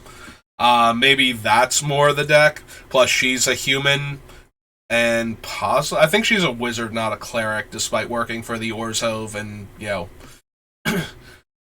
But anyway, so that might be more of a deck, like, for her to build around. I still want this deck to be a Braids deck, like Braids Arisen Nightmare deck. And Braids Arisen Nightmare wants you to get to the part where your opponent doesn't have enough of the permanent in play that they can afford to sacrifice it to mirror Braids' sacrifice, so that way they're hemorrhaging life and you are getting additional resources to work with. Like, that's what I still want this Braids to be. And that's very similar to what Old Braids was, and Old Braids is very much a Smokestacks combo piece deck. So, we're building a Stacks deck around New Braids, despite the fact that she's way worse for that effect than Old Braids was, because Old Braids is banned, and New Braids still plays kind of like a Stacksy effect, even though she's not as good at it. So we're building a Smokestacks deck around Braids Arisen Nightmare. So we're getting rid of, like, obviously when you're sacrificing multiple permanents every single turn and you're recurring them or making tokens to replace them, the Aristocrats things become an inevitable, like, drain every turn that this is happening until the opponents are dead type of effect. But the more we build it towards these smokestacks, the less important it is that we are slowly killing our opponents. Once they are out of resources, it is very easy to just, you know, like, pop Hexmage on the smokestacks and remove all of its counters, or activate Hex Parasite and remove all the counters. And now our opponents have no cards in play to work with, and we can keep their board clear. You know, if we have, like, one way to recur a creature at that point consistently, we can leave the smokestacks perpetually on one, and our opponents have no resources in play, and they will have a very difficult time, especially if we've been attacking the hand properly up until this point, ever getting to the point where they can do anything. And if they can't do anything, Braids can just attack for 3 every turn until they're dead. So I am perfectly okay with us killing them with what we have left over afterwards. We don't need to slowly grind them to death. And we're taking out the infinite combos that are more focused on aristocrats and less focused on smokestacks itself. They play very well together because of, they're both, you know, like, I want my stuff to keep dying, and this wants me to feed my stuff to it. And so the two are very peanut butter and jelly kind of strategies, but I think for Braids we just want the peanut butter. Like, you know, we're gonna leave the jelly for a different sandwich. So I kind of want to focus on what Braids is all about. So to that end, I'm going to cut some cards that don't focus on Braids and what she's doing, and smokestacks and what that's all about. So, and now that I'm saying this out loud, I'm wondering if we still need the Ashnod's Altar and the Phyrexian Altar pieces. Like, yes, we can generate a lot of... See, the thing is, it still gives us infinite creature tokens with certain creatures in our deck, if we can get that 2-card combo going. And actually infinite creatures, like the other thing we had with the Rotlung Reanimator, I mentioned this before, but if we have to sacrifice like 10 permanents, we can't just sacrifice the 10 zombies. Like, if we had 1 zombie token in play, we can't sacrifice that and get another one and sacrifice that, because we need to sack all 10 of them at the same time. for that effect. So, in a similar vein, we need, like, the making infinite creature tokens all at once, like having all 10 of them come into play one after the other, is fine if we can do that outside of when we need to sacrifice to the other effect, so that way when it asks us for 10 permanents, we have 10 permanents just sitting there ready to go. And theoretically, if we had the, like, let's say somebody played Elish Norn and wiped all of our tokens, and we were left with a 1/1 Underworld Hermit in play. What we can do, if we can kill Elish Norn before we have to sacrifice to Smokestacks or what's its name, and we still have the Death Mantle and the Altar in play, we can just generate a fresh batch of Infinite Swirls off of the Hermit, because he makes 2 when he comes into play just for himself, with the Smokestacks in play, and just go off again, and then have, our 10 Swirls in play to sacrifice to the 10 counter Smokestacks, and then pass the turn again, and we still have, enough Squirrels.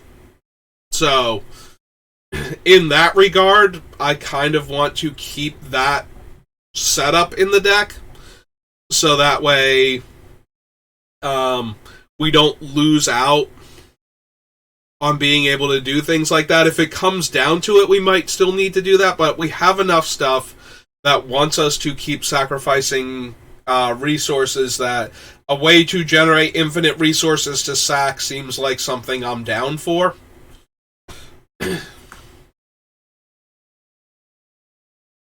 Yeah, I don't know if Koskan Falls is going to stay in the deck, but I really do like this. Like, this is a very unique to Black effect. Like, Black has nothing else quite like this.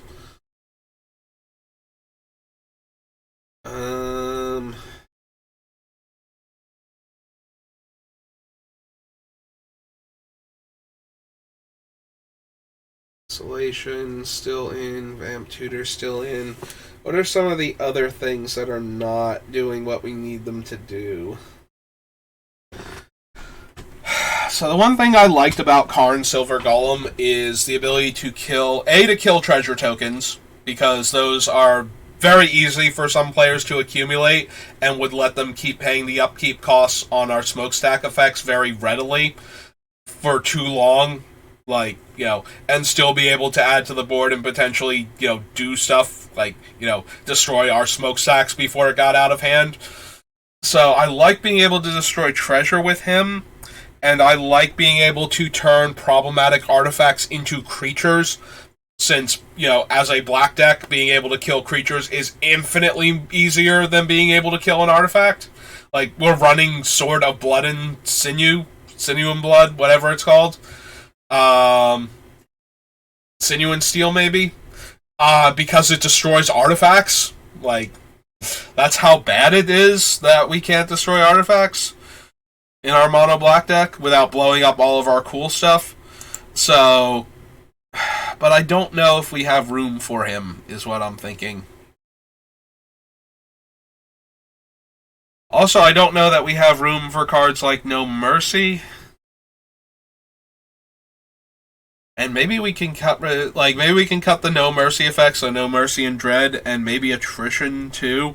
Like, we're already forcing players to sacrifice theoretically large numbers of things. The one thing I like about Attrition, though, is that when we're generating infinite tokens, we can feed the infinite tokens to this in order to kill all of our opponent's non-black creatures to reduce the number of, non-essentials. Creatures, players tend to be able to generate large numbers of tokens in order to deal with our stuff. Like, that is going to be the biggest issue. So cards that deal with problematic masses of tokens. The problem is that Aether Snap also deals with all of ours, and we are also trying to generate large numbers of tokens to satisfy our own thing, which is why that's an effective strategy against us. So I'm looking for ways to get rid of the opponent's tokens um, or to get to the point where they, okay, so they're sacrificing a bunch of treasure tokens, but if they don't have any creatures to attack us with, then that only leaves them with the land and the spells they can cast. So if we can get through their tokens, like, if they don't have the creatures, then once they're out of the tokens, maybe they don't have anything else to fall back on, type of deal. I don't know how much of that we can actually do, though, is the issue. Like, before we run out of resources.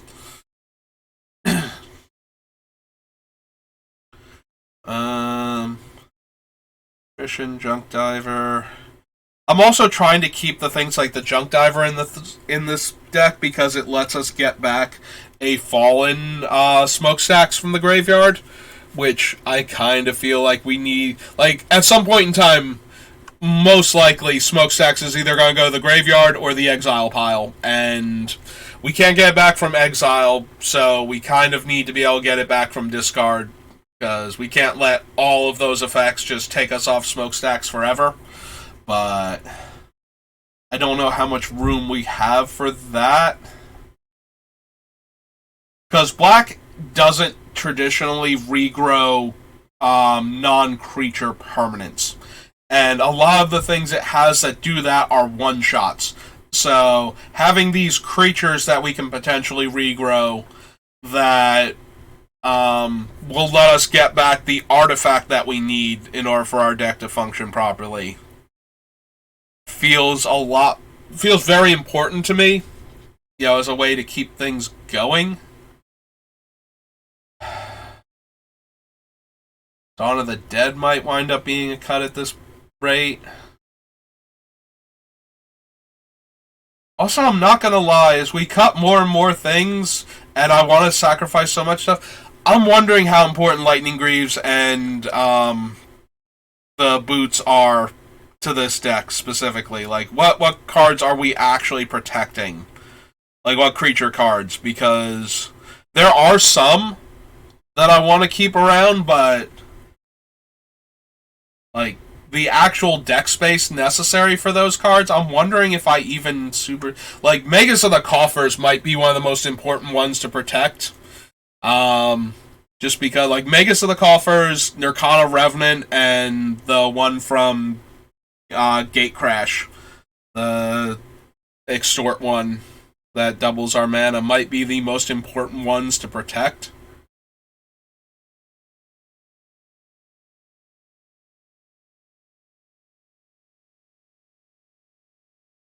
Expedition Map, Hex Mage, Arcana Revenant, Pawn of Ulamog, Contagion Clasp, Contagion Engine, Battle Sphere. Like, a lot of these things I really want to keep in the deck. That they are doing. Alright. Karn Liberated. See, I like that he attacks the hand when the opponent is out of things in play. Like, a couple of the other things we have are also about attacking the hand. Yeah, this has been such a hard deck to actually craft. Like, picking out the cards was super fast because it's monochromatic, but the actual deck crafting has been a very interesting like, journey to figure out stuff for.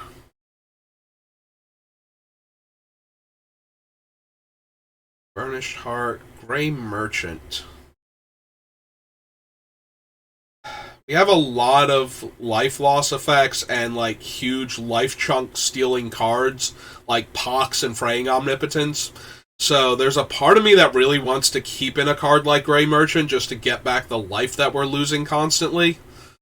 But I don't know that we're not going to be just chopping ourselves into little pieces in order to,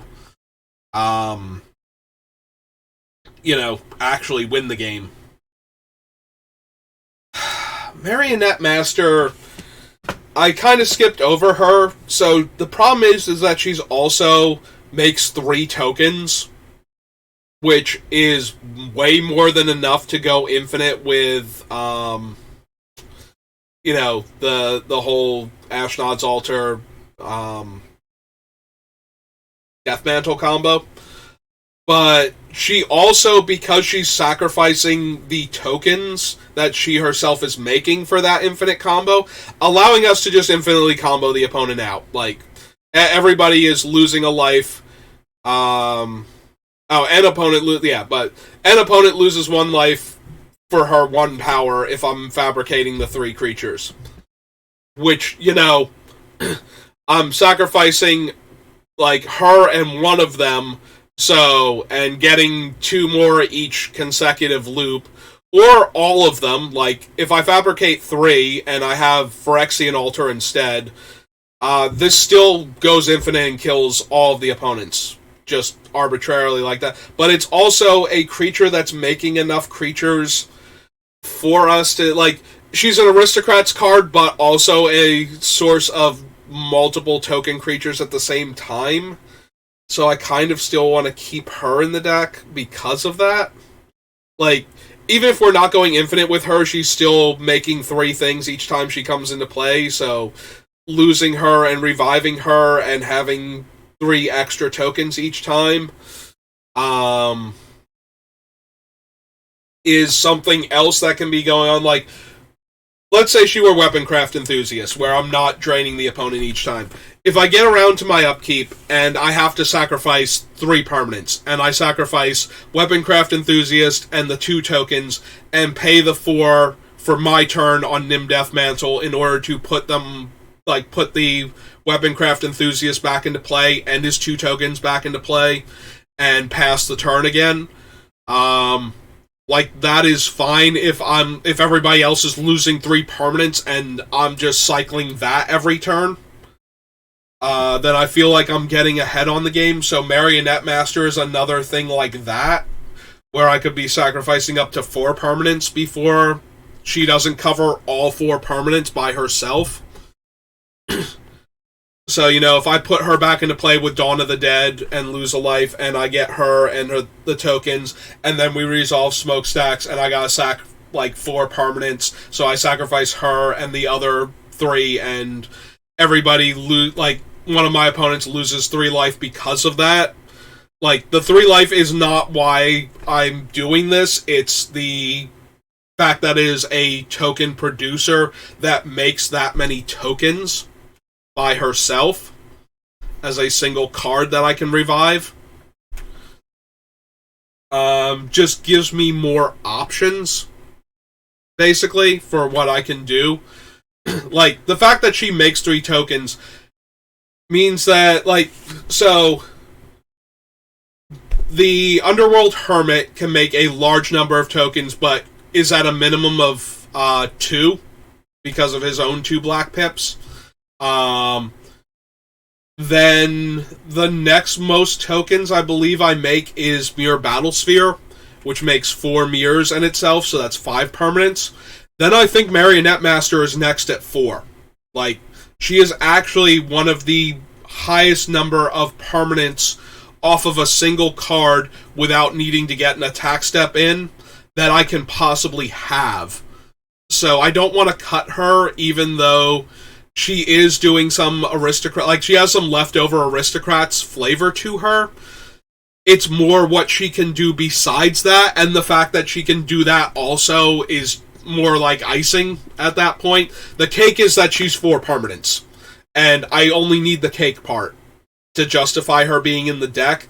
The fact that she has the leftover aristocrats icing that can still wipe all of the opponents in one go because of the combo potential of my deck.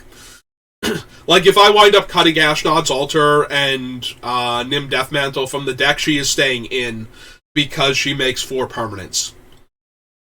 So if you're wondering why she gets to stay in when she feels like a very Aristocrats card, and I just hacked all the Aristocrats branches off of this tree, it's because she's not an Aristocrats card for this deck. She can be, and she will be at certain points in time during the games, but she is 100% in here because she is physically 4 permanents on the board.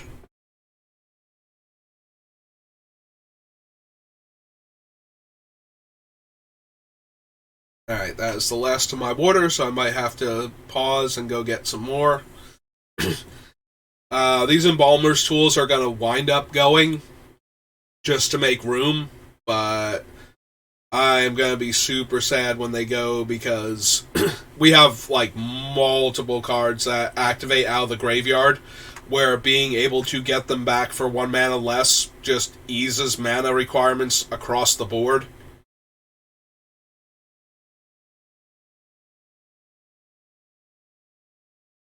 Yeah, I was thinking about cutting Revel and Riches before. Like, yes, we get more permanents when our opponents' cards die, but I want cards that I have more control over. Like, if the opponents are losing non-creature permanents somehow, like if they're making tons of treasure tokens and losing those, excuse me, then Revel and Riches isn't doing anything for us. It's not generating more permanents for us to feed to our thing, let alone randomly winning us the game, by the way. So I would rather have room for the cards like we are going to be sacrificing creatures. So a card like Pitiless Plunderer or Ogre Slumlord. Like Ogre Slumlord might be a good example. I'm getting a rat every time anybody's non-token creature dies, but I will definitely be sacrificing non-token creatures to effects during the course of these games. So I am guaranteeing that I'm making rats off of the Slumlord for myself, even if nobody else's things are dying, whereas Revel and Riches can only work if my opponents are, like, attempting to stock the board with creatures in order to not lose to my things. So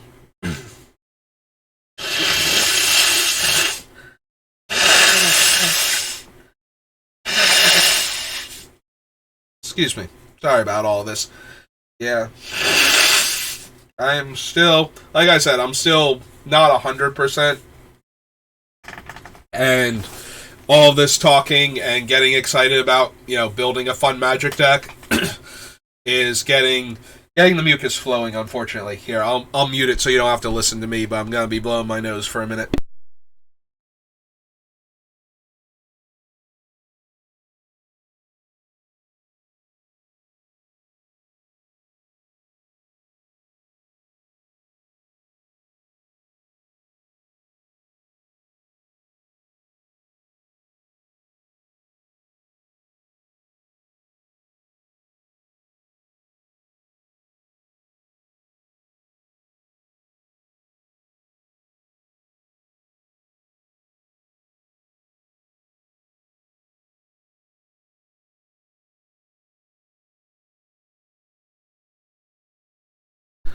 Alright, bit better. Yeah, I'm sorry I didn't mute it before. I was like, I need to blow my nose real quick. And then it's like, no, I need to really blow my nose for a bit. Like, I'm still a bit congested. I didn't get all of it, and it refuses to come out. But, and I know, I don't know how many other people have this, but whenever I'm around somebody who I know is sick, I start feeling a bit weird. like, all of a sudden I need to cough a little bit, or like it's almost like my immune system is like, oh my god, this person is sick, like ready all batteries, everybody to battle stations. This is not a drill, incoming virus type of deal, where it's like I'm just a little bit like at the beginning of being sick, kind of like my body is like on edge, ready to attack this thing. So, which fat lot of good it did, because it was like that when I knew my brother wasn't feeling well, and I still wound up like this. But anyway, there's only so much it can do. So, if you get that, and, you're watching me, and I'm sick, and your body's kind of, like, reacting like that, I'm sorry. I really am. I do not mean to make you feel uncomfortable also. But, like I said, I really wanted to get back into the normalcy of things, and one of the things that has been normal for me for, like 4 months now, so quarter of a year, third of a year, that's how math works, has been doing streams. So, now that I'm feeling way healthier than I have for basically the entire week, I really wanted to just get back, behind the microphone and start talking again. So, So yeah, so I'm sorry if me being sick, because I know that I get that way sometimes when I'm watching streamers and they're sick and they're like coughing and blowing their nose and everything. There's like that little part of me that's like, I know you're on the other side of the world while I'm watching you, or at least thousands of miles away. Like most of the people I'm watching are like either American or Canadian for the most part. Like that's where they're broadcasting from. So, but still, even knowing that you're in the next country over or on the other side of the country I live in, still makes me feel a little bit like I have to cough now. Clear my throat out a little bit because you're coughing so much. Like my body is like, no, like disrupt these molecules before they get in your system, type of reaction. Hang on.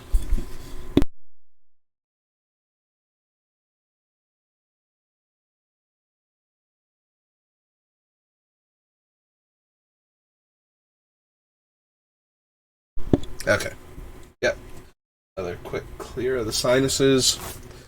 Just a little bit. I unmuted it, but just a little bit extra. There we go. Okay. So yeah, I do apologize if this stream in particular is making you uncomfortable for that reason.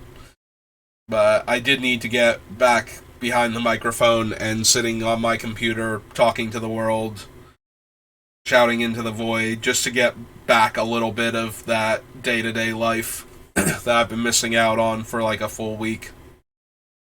So, yeah, I'm very seriously considering this Revel in Riches needs to go, just to make room.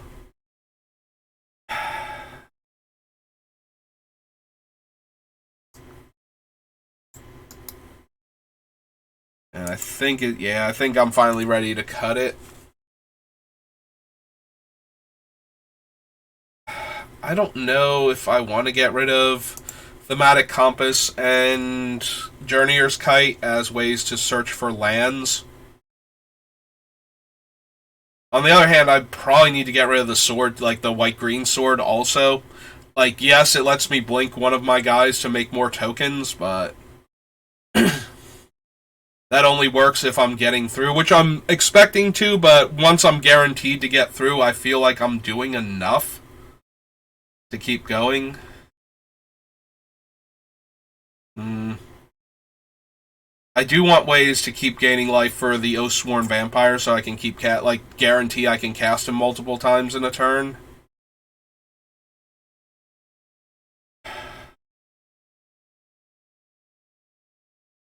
Definitely want Karn Great Creator.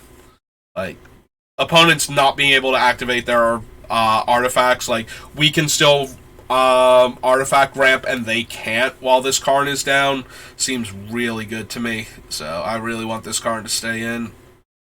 This is recastable off of landfall, but once we've landfalled, like, we can't, and then we sack it, we can't recast it that turn, unlike the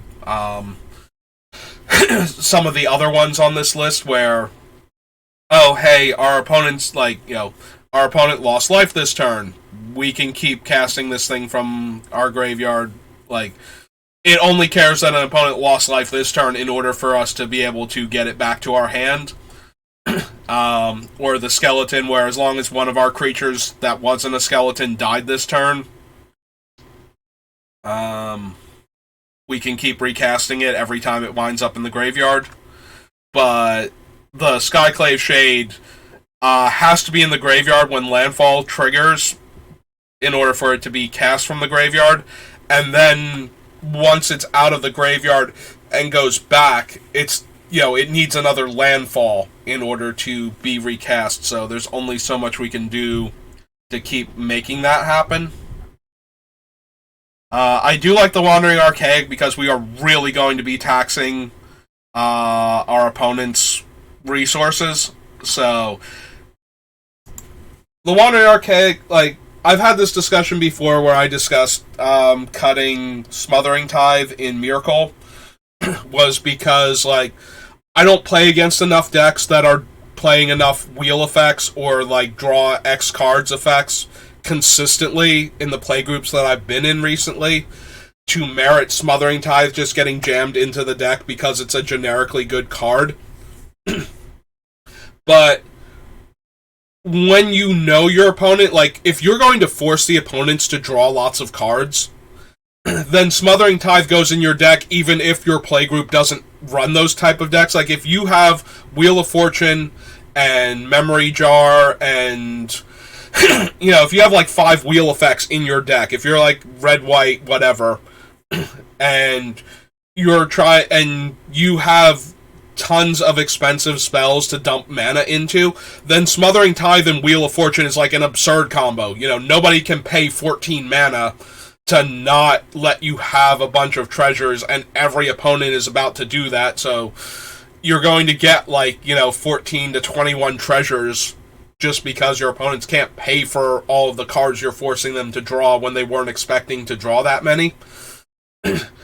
On top of any random draws that they're doing, like extra draws that they're taking. So you get a lot more treasure at that point from Smothering Tithe, guaranteed.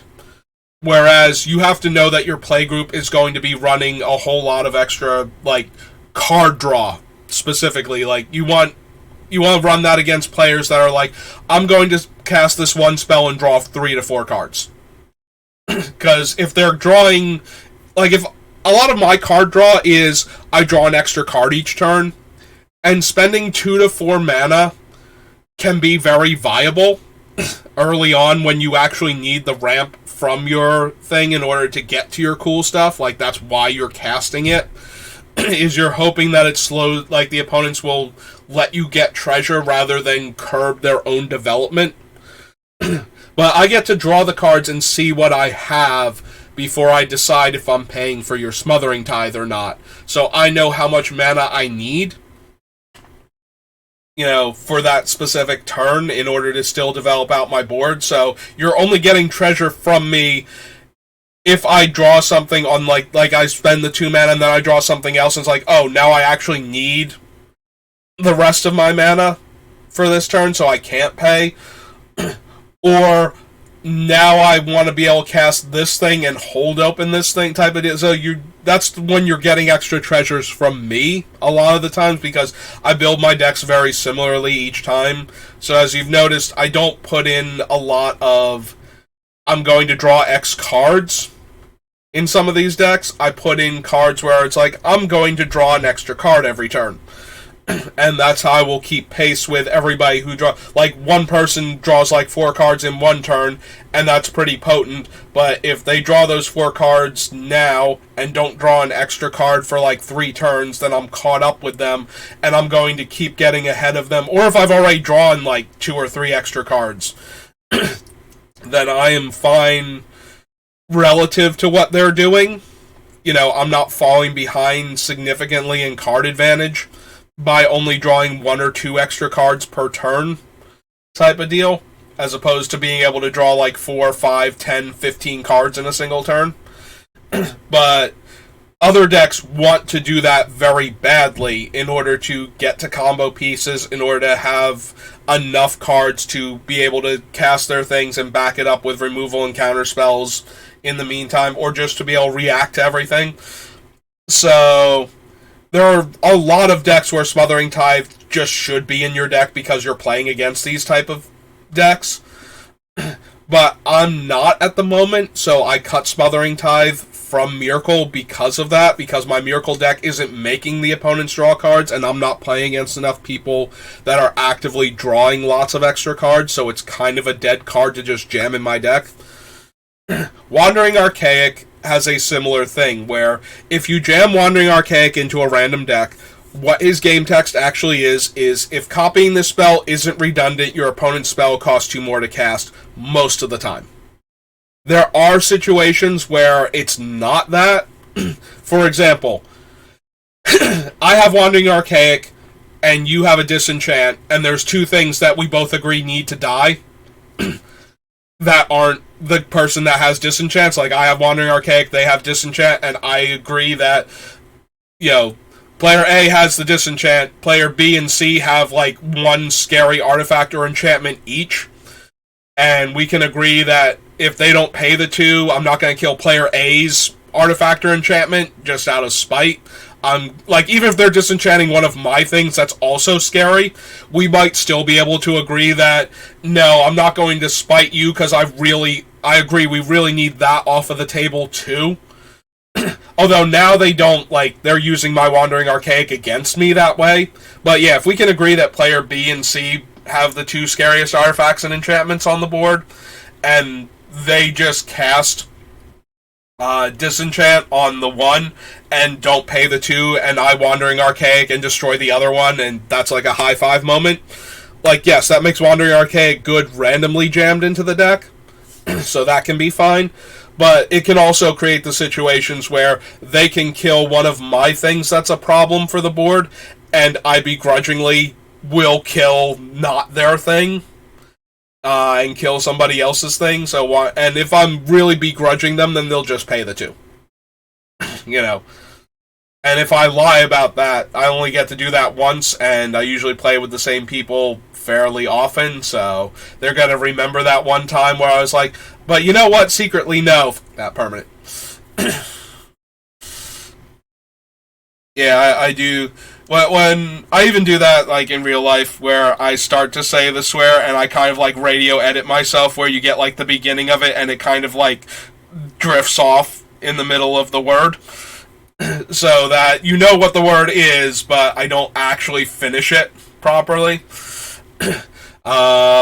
Because I spend a lot of time, around other players playing Magic, and they get a bit loud and rowdy, and, sometimes the store's still open, so I've kind of gotten into, like, some days I'll just be very profane, like a lot of other players that I'm playing around, and, and other days I will be this weird kind of radio edit version of myself, and then you get what I normally stream with, where if I'm not, like, I got a little carried away with that sentence, so I kind of cut off the profanity right at the end there, but because I can be extremely profane and vulgar when I feel like it, and yeah, it's been a rough couple of days. I've been saying a lot of bad words at various points in time, so that one kind of slipped through while I was.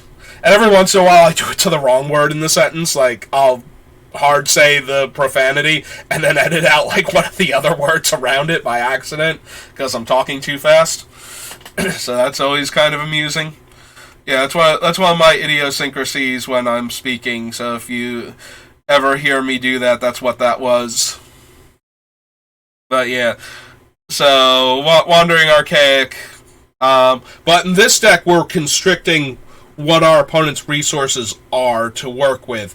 So they might just have to cast their spells anyway, and we just get a free copy of that spell because they need to not be dead, basically. Like, they might just need to cast a cantrip to go looking for more land so they can cast other spells on other turns while feeding me more permanents, type of deal. Like, if they know they're going to lose 2 permanents next turn, they need to make sure they hit their land drop this turn, otherwise they're never going to get to the point where they can cast this spell before I've eaten too many of their lands, so I might just get a free cantrip or something, or a free card draw spell, because they need to find answers to my other things that are happening to them. Or I might get free removal spells because they're removing my stuff. Like, yes, they're going to disenchant my smokestacks, but then I get to disenchant one of the few permanents they managed to keep, or one of the few permanents somebody else has managed to keep that they weren't intentionally letting me kill. They just needed to make smokestacks stop, type of deal. Or, finally use one of their artifact mana sources or one of their creature mana sources to destroy, like Karn or Infernal Darkness or something, just to make my stupid combo pieces stop hurting them long enough for them to play a game of Magic with me. So, in that aspect, I like Wandering Archaic in this deck. I don't know that it's going to make it all the way to the end, but Wandering Archaic definitely feels like this is where it wants to be, as opposed to, I'm just going to throw this thing in my deck and hope that it annoys the rest of the table. No, this is one of those ones where we are so constricting their mana that they might have to give me free spells off of my Wandering Archaic just so that they can stay in the game long enough to maybe actually get out of the death grip that I have on the game. That thing again. So yeah, I really like having Wandering Archaic in this deck.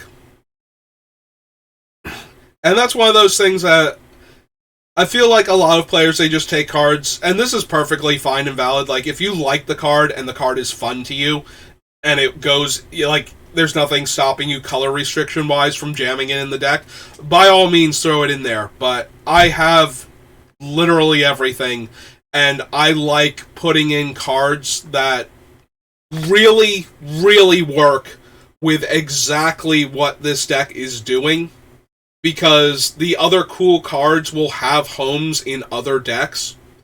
You know, like, that is one of my favorite things. I've said this before, where if I can find a card that does not work in other decks and is just like the chef's kiss moment in this deck, that's my favorite card for this deck. Like, I love when I find that one card that only works in this deck, and nobody even remembers that this card exists or what it does half the time, but this is the perfect deck for it. Like, that is one of the things I love about deck crafting, is when you find that card that only goes in this deck, or like a deck like it, basically. Like, and it's not the obvious card. You know, like, some cards are super obvious when you're building certain decks, but then other cards are like, but, you know, now that we're doing this, what if this card has a home now? And those are the cards that I absolutely love putting in decks. I love it when I have a card nobody even remembers this card exists, aside from, like, people have been playing since, like, 1995, basically. Like, you had to be in the game at the beginning to have ever played against this card or even heard its name before. Or you have to have just gone through literally every single card in the history of Magic at some point in time and just looked at all of them in order to have ever even read the text on this card. And then you still probably forgot it existed because it wasn't relevant to anything you were doing at the time. But I remember that card, and when when I'm starting to work on these decks, and I just remember, it's like, oh yeah, no, that card's gonna be great. That card's gonna do work in this deck. I love that. So,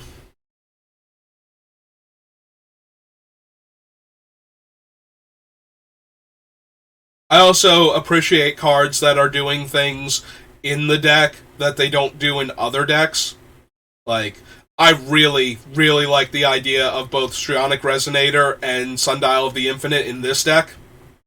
Like, I don't know. There has to have been somebody else that has done that combination with Smokestacks before, but I've never seen it, so I'm feeling really smart. That's a thing called, I think it's called Parallel Design, where you start off with a specific set of restrictions and tools to work with. And if you start off with the same restrictions and tools to work with, and there is an answer to the problem, a lot of people's answers will come out very similar, because, like, without them ever working on the thing together, or even knowing that the other person is working on it. And the reason for that is parallel design. Like, if there is a solution within these things, then multiple people all trying to work on it independently of each other can find that same solution, or a very similar one, because that is a solution to the problem that you are working on, and it works with the resources that each one of the individual groups has to work with. So it winds up looking very similar at the end. This is why people can come up with a idea without knowing that it's a pre-existing invention that's been patented, and try and patent it, and then find out that, somebody else already had the idea and already is working on it. It's not like somebody else didn't steal your idea. It's just an idea that works. And, you came at it from a similar angle to the person that had already solved it, or that beat you to the patent office with it, and they don't even need to know that you ever did a thing in order to have come up with the exact same solution that you did. because of parallel design. Like, that's how that works. You have the same basic parameters and the same basic tools to work with, and you wind up coming to the same result because of those restrictions, not because, you know, you worked with them or read anything from them or had any kind of, interference from them whatsoever, and nothing from them to, like, nothing from you to them or them to you ever happened. But because you were still working towards it, so somebody who's trying to build a deck around a smokestacks effect in Commander probably has put these cards together. But I've never actually seen it, and I feel really smart for finding them and going like, no, these are going to work great together. Same is true for the Aeon engine, where we can, like, it's about to be our turn, it's like, nope, going back the other way now. Everybody else go in turn order again.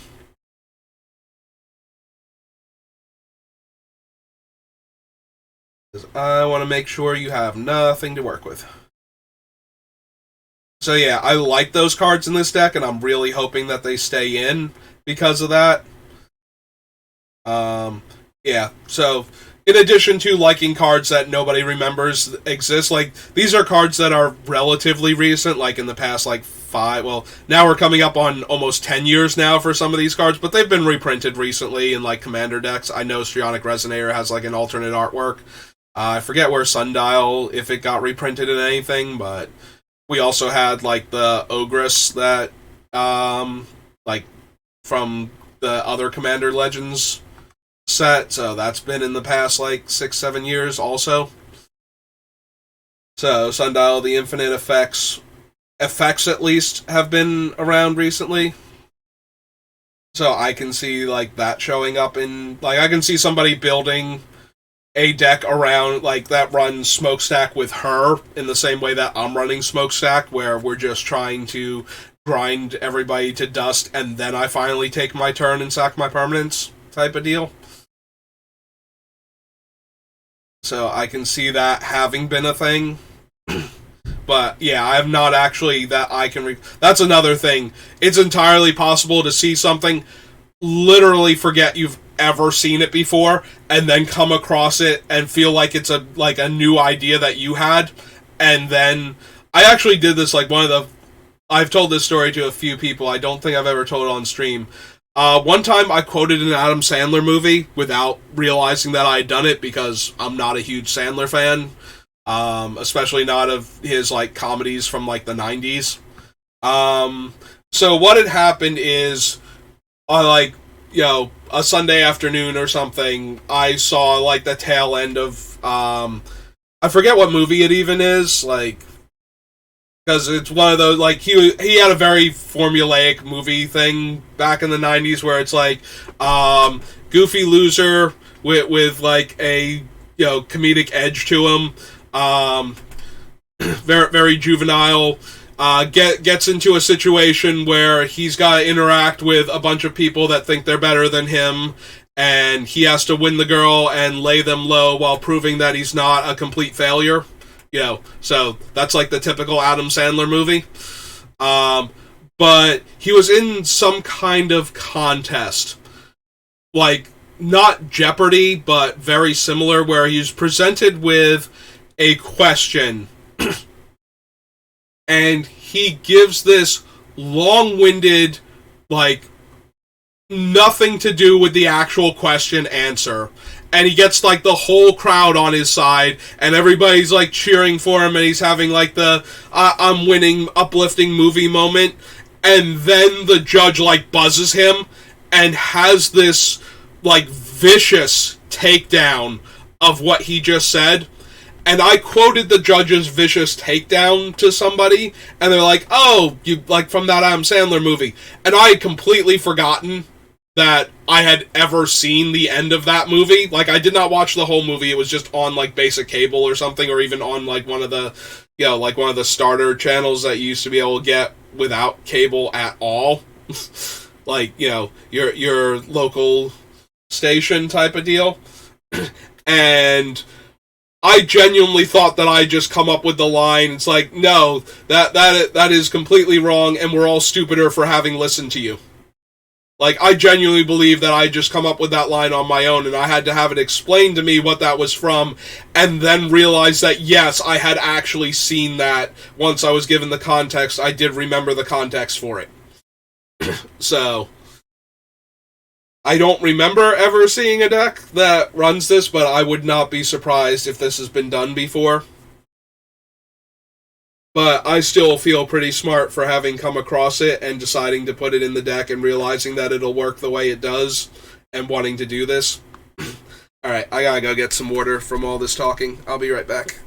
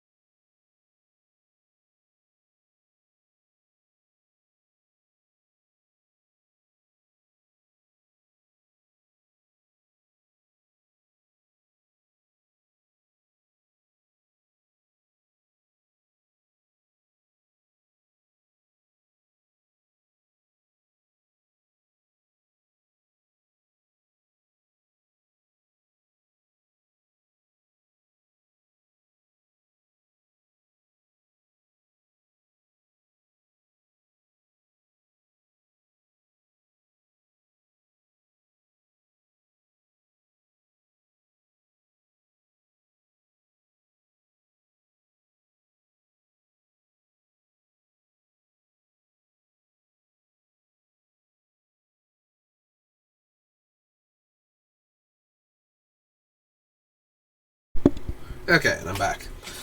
Need to get some water, then need to use the restroom, blew my nose again. Still a little congested. Like, that's not going to clear up for the duration of this stream. At the very least. Oh yeah, right. I forgot we had Urza Saga listed here as one of our lands. I kind of like glossed over it going through before.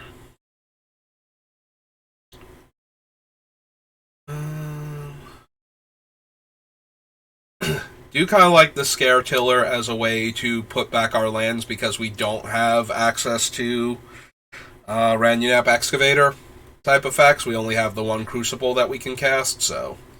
Oh, I'm gonna cough now.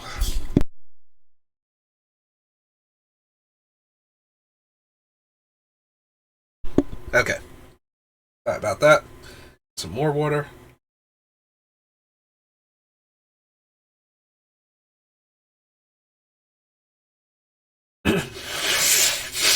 Yeah, no. I muted it and then I started blowing my nose. Sorry about that, but just a little bit of a mess still, so I'm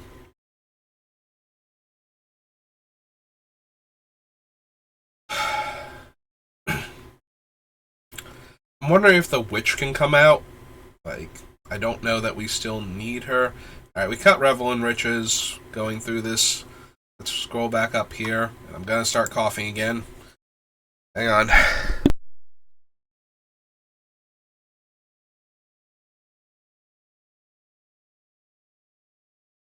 Okay. Hey. Yeah, no, all this excitement in air quotes. Might be just a tiny bit too much. Alright. Let's take another pass or two through the deck and then maybe I'll call it there. I have been having fun working on this deck. I think it's a really interesting build. like I said, the build has been way more interesting than the card selection has been. And I'm really curious to see like what winds up like what this deck winds up looking like by the time we're done. This has been by far the most complex build out of any of the decks, and I was not expecting that when I started this. Like a lot of these cards are going to need to go, and you know what? I really think the Journeyer's Kite and the Compass are probably too slow as ways to guarantee I get cards into hand. And, you know, a permanent onto the battlefield each turn. So I don't fall behind because of my own stuff. Excuse me.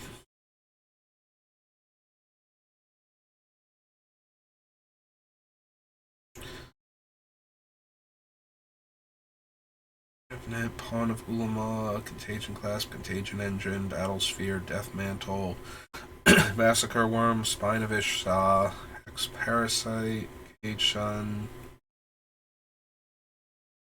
We're probably going to wind up cutting the Karn Liberated. I can also see us winding up cutting the Sheoldred. She does interact very well with what we have, but she's also a 7-drop. Hang on, gotta cough again.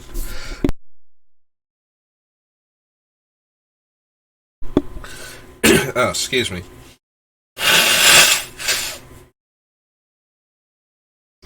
So, by the time we can get her down, like, we shouldn't have... Like, the creatures we're making our opponents sacrifice are an addition to everything else we're doing at that point, rather than being the only thing that's making them lose permanence. So I don't see the Sheoldred actually being that strong. Like, yeah, she will help us. Like, we can sacrifice one of the token makers and then get it back. And then sacrifice it again, you know, stack the triggers properly so we keep getting it back and making tokens similarly to the other cards. But at 7 mana and as a creature that is very, like, more vulnerable to removal than, like, an enchantment would be with a similar effect.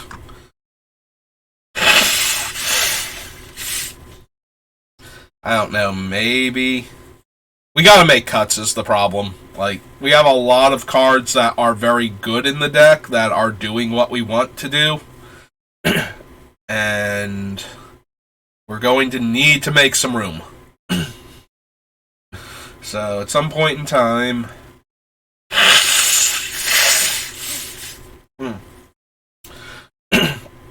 we are going to need to cut some of these cards.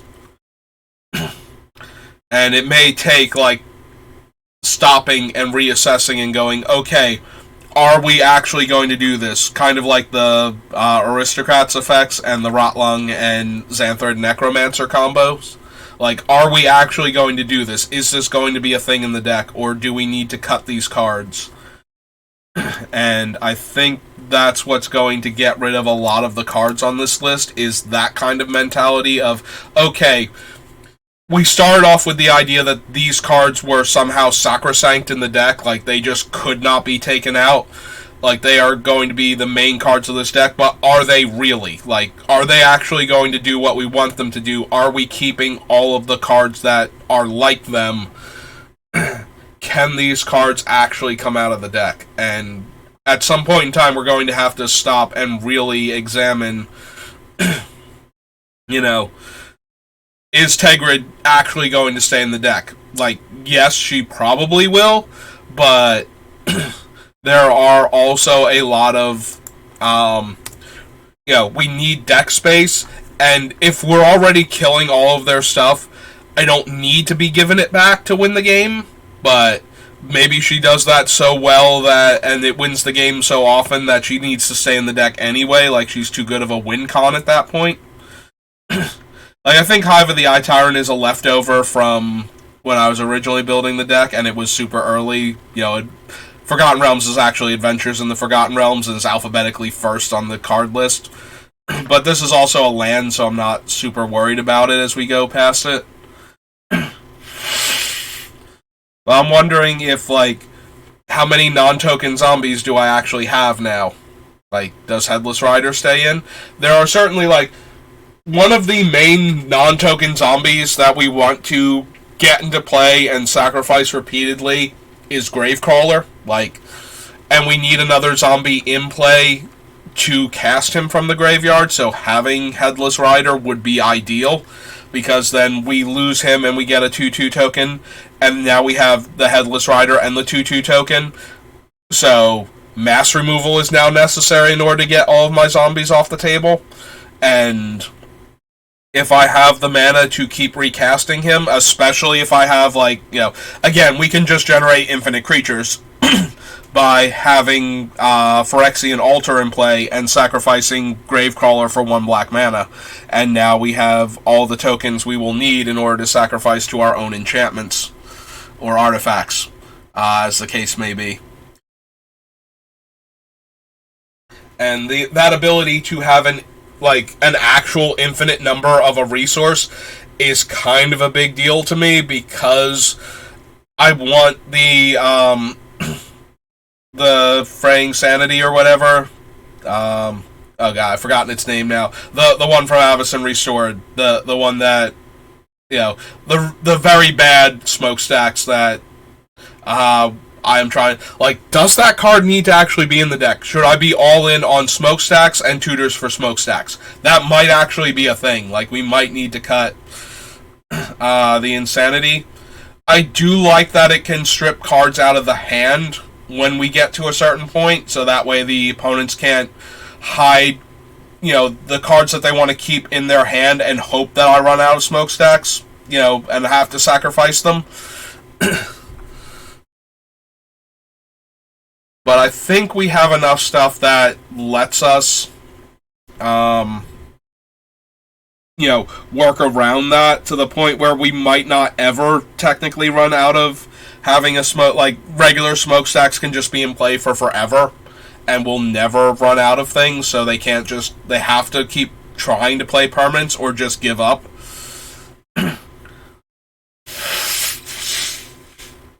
But then, which of these cards is not helping that particular strategy?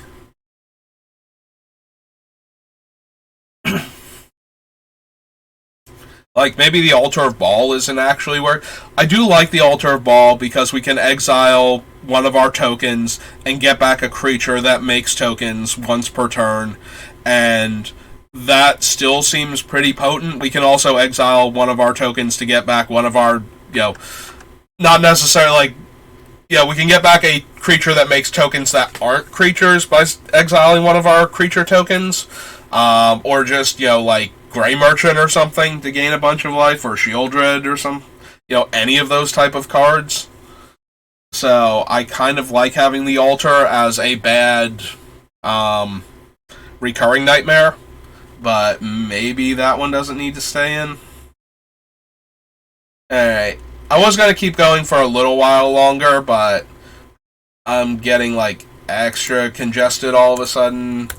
I guess because I'm getting, a little worked up, getting a little positive energy going, and that exertion from, wanting to talk about Magic and, getting the heart rate up in a positive way, because I do enjoy talking about Magic, is also making my body go, by the way, you're still sick. You're not done being sick just yet. So I think I'm going to cut it off here. We didn't get a lot done. We did cut, 14 cards, but it's been very slow going, and there's a very real chance we're adding other stuff in after this. But I want to get to the point where the deck is starting to get down to 60 cards before I start adding in the other cards that I'm thinking about, so that way it makes it easier to figure out what isn't meshing with the cards that are coming in and what they're replacing, type of deal. We probably are going to lose some of the more expensive artifacts for some of the cheaper early acceleration cards in order to get cards like Smokestacks online faster. Descent into Madness, by the way, card I was combining that with Fraying Omnipotence, and it became Fraying Sanity or something.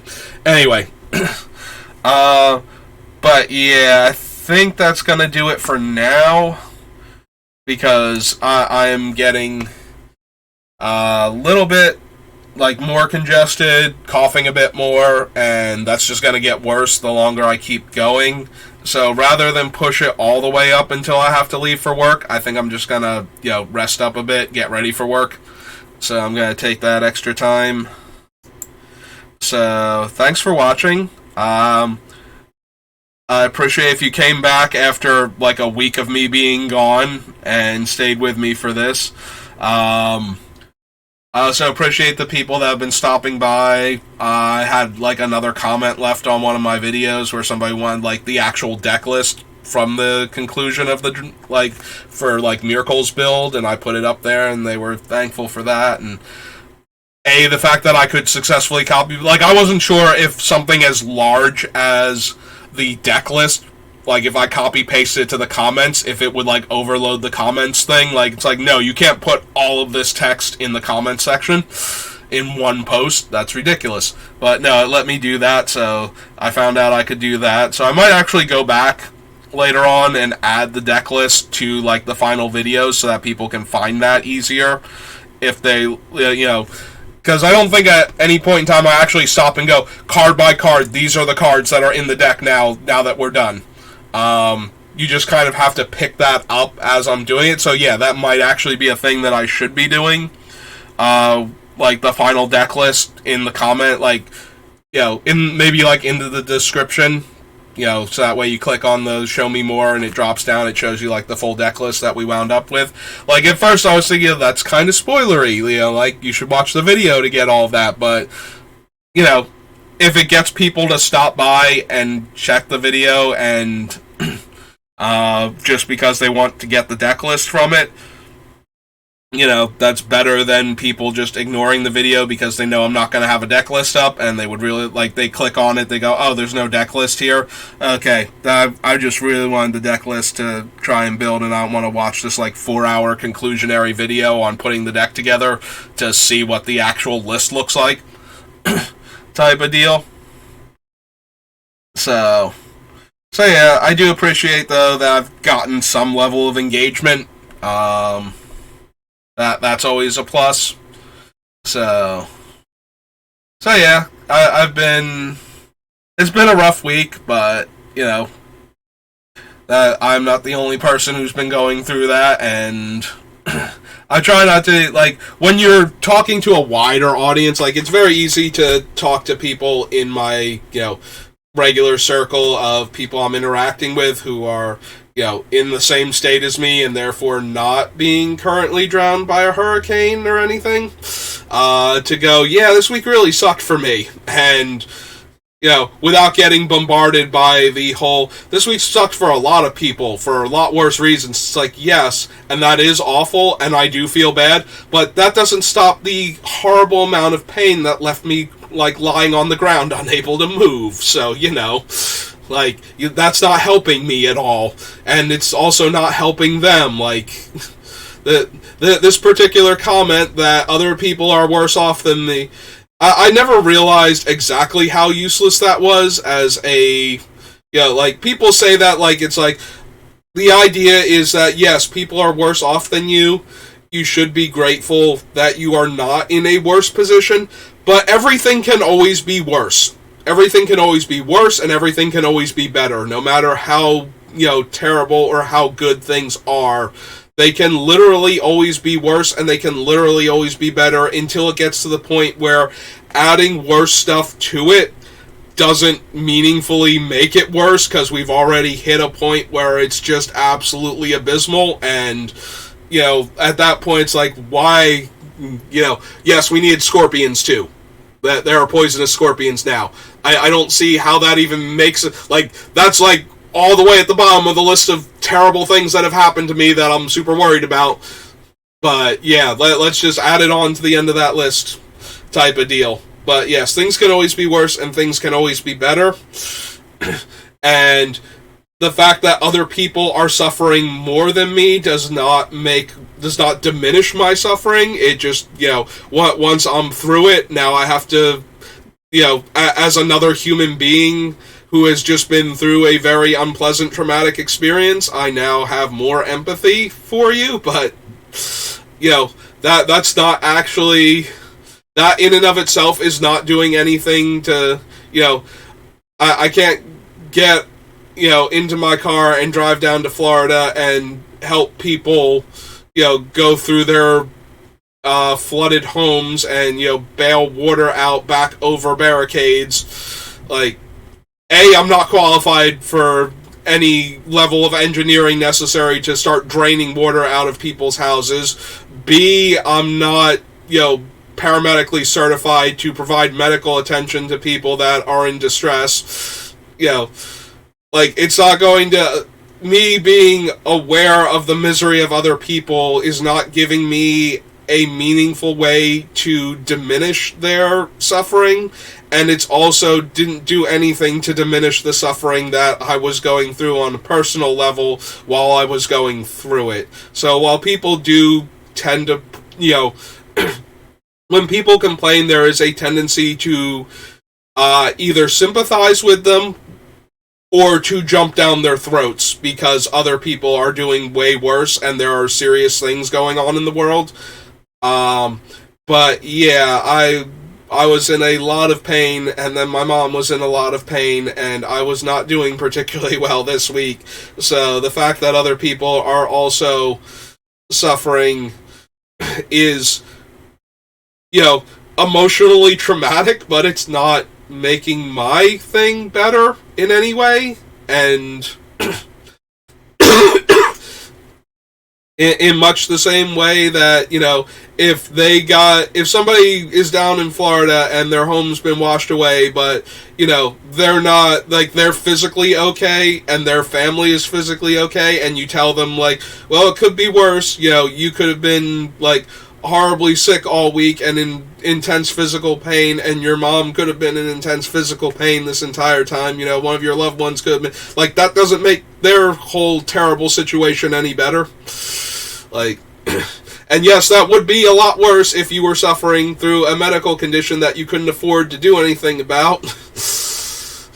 Where, you're already having this other crisis going on where you might have lost all of your funding and your funds and your resources and your house and your stuff, and now you have to worry that you're also going through, you don't have the resources now to, go to the hospital for this thing that is causing you terrible pains.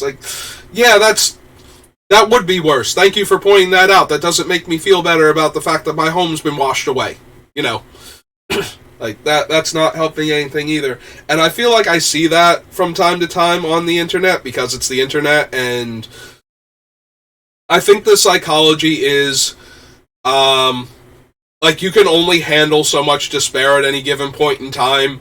So when you're already focused on, a world crisis event, people complaining about things in their life that are bad but not life-threatening, saying that I've had a terrible week, when there's something very blatantly, obviously, ruining lives this week also, that's not anything to do with why I'm having a problem, tends to bring out the people that, I'm just emotionally overloaded at this point. I can't handle listening to somebody whine about their problems when there's this other way worse thing going on that's been kind of emotionally draining for me to have to be concerned about other people. I don't have the emotional reserves anymore to care about the fact that you went through something that, yes, is bad, but you're through it now and, suck it up, deal with it. Type of deal, because I just don't have it in me to care about your thing too. You run into that a lot more because you can only be so empathetic before it starts to crush you. And I was going through that yesterday morning where it's things are bad for a lot of people, and here I am feeling bad about myself, but that doesn't, other people suffering worse than me didn't make this better for me in any way. It just made me realize how awful things can be sometimes.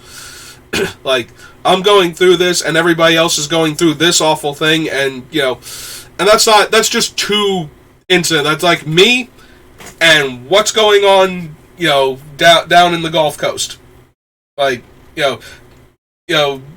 Central Atlantic Ocean type of deal. Like, massive hurricane going through island countries and up into the United States and just wrecking everybody's time. Like, and like I said, I was here for Sandy. Sandy destroyed the area that I live in. I was excruciatingly fortunate that I was just without power for like a week and a half. Like, and that the worst thing we had to worry about was that there were like, looters, scavengers, people that were taking advantage of the fact that our area primarily is a summer place. So a lot of people are renters, and a lot of homes are vacant during the time when the storm hit. So there is a lot of stuff that is now exposed by destroyed property that is just available. And if you want to be the unscrupulous jerk that's going to come in and help yourself to people's property because they're not there, there's a property manager, somebody that owns that property, but that's not where they live, and their own home is probably in danger at the time, and they're probably a lot more concerned about that. So there were people that were taking advantage of that. So the fact that my house was not, seriously damaged, that we just lost power for like a week, and so we lost like, food in the refrigerator and whatnot. We had to get a generator, which then we had to be worried that somebody would try and steal the generator, because that was literally happening. Like, because generators are really expensive. The only reason we were able to get one is because of where my mom works, had them, and so we were able to get one from them. Like, basically, like, families that worked for her company were given the chance to get one for themselves before they sold the rest of them off. So we were able to get one because of that. So, and that would have been the only one we could have reasonably gotten, because generators were like, it's a massive crisis. Nobody has anything, so generators were like a huge deal, because everything, like I said, we lost all like the food in the fridge and whatnot, but we had no heat. We have pets that are exotic birds. Also, I don't want to freeze to death. Like, that was, like, I'm literally bundled up in my own house because we were closing in on winter at the time. I forget exactly what month Sandy hit, but I do know it was, like, the same time of year. So you're looking at, like, October-ish, November-ish, somewhere around there. It's been so long, though, that I've genuinely forgotten exactly when it hit. But it was, like, fall, and it was starting to get cold out, and it was freezing in the house. So, and I can put on extra layers, but there's only so much we can do for the birds. And even then, like, all of the layers, I'm still, like, shivering in my own home. And that's, like, we were, like, best case scenario for that. Like, nothing destroyed, like, the entire side of our house and left us exposed to the elements, or, like, literally ripped our house apart and crushed it. But you could walk, like I said, you could walk a block in any direction from my house and find somebody who had obviously literally lost everything. Like, all of their worldly possessions are now in the street, completely destroyed. Like, it was an insane level of destruction. And the people in Florida right now are going through that as well. So I have a very strong amount of empathy for that. Like, I understand exactly what they are going through with a storm of this magnitude, where people are going to be homeless for years. There are still people that have not recovered from Sandy that are living in hotels now because their home was completely destroyed. Most of their possessions were destroyed. They don't really have the funds necessary. Like, they are just barely not homeless right now. Still. from this storm that happened years ago. So there are a lot of people that are having their lives absolutely ruined right now down there, and I fully understand that. This was still a terrible week for me personally, for completely separate reasons, and I was abjectly miserable for the past couple of days. So I really needed to do this stream, and I really need to get back into it. But I guess my advice for this is, when you hear somebody who's having a bad time that's not connected to the other huge, nasty events going on in the world, pointing out those events does not diminish their pain. Even if their thing is, like, dumb and stupid and selfish, and should be, like, a mild inconvenience at best, and they're making a huge deal about it.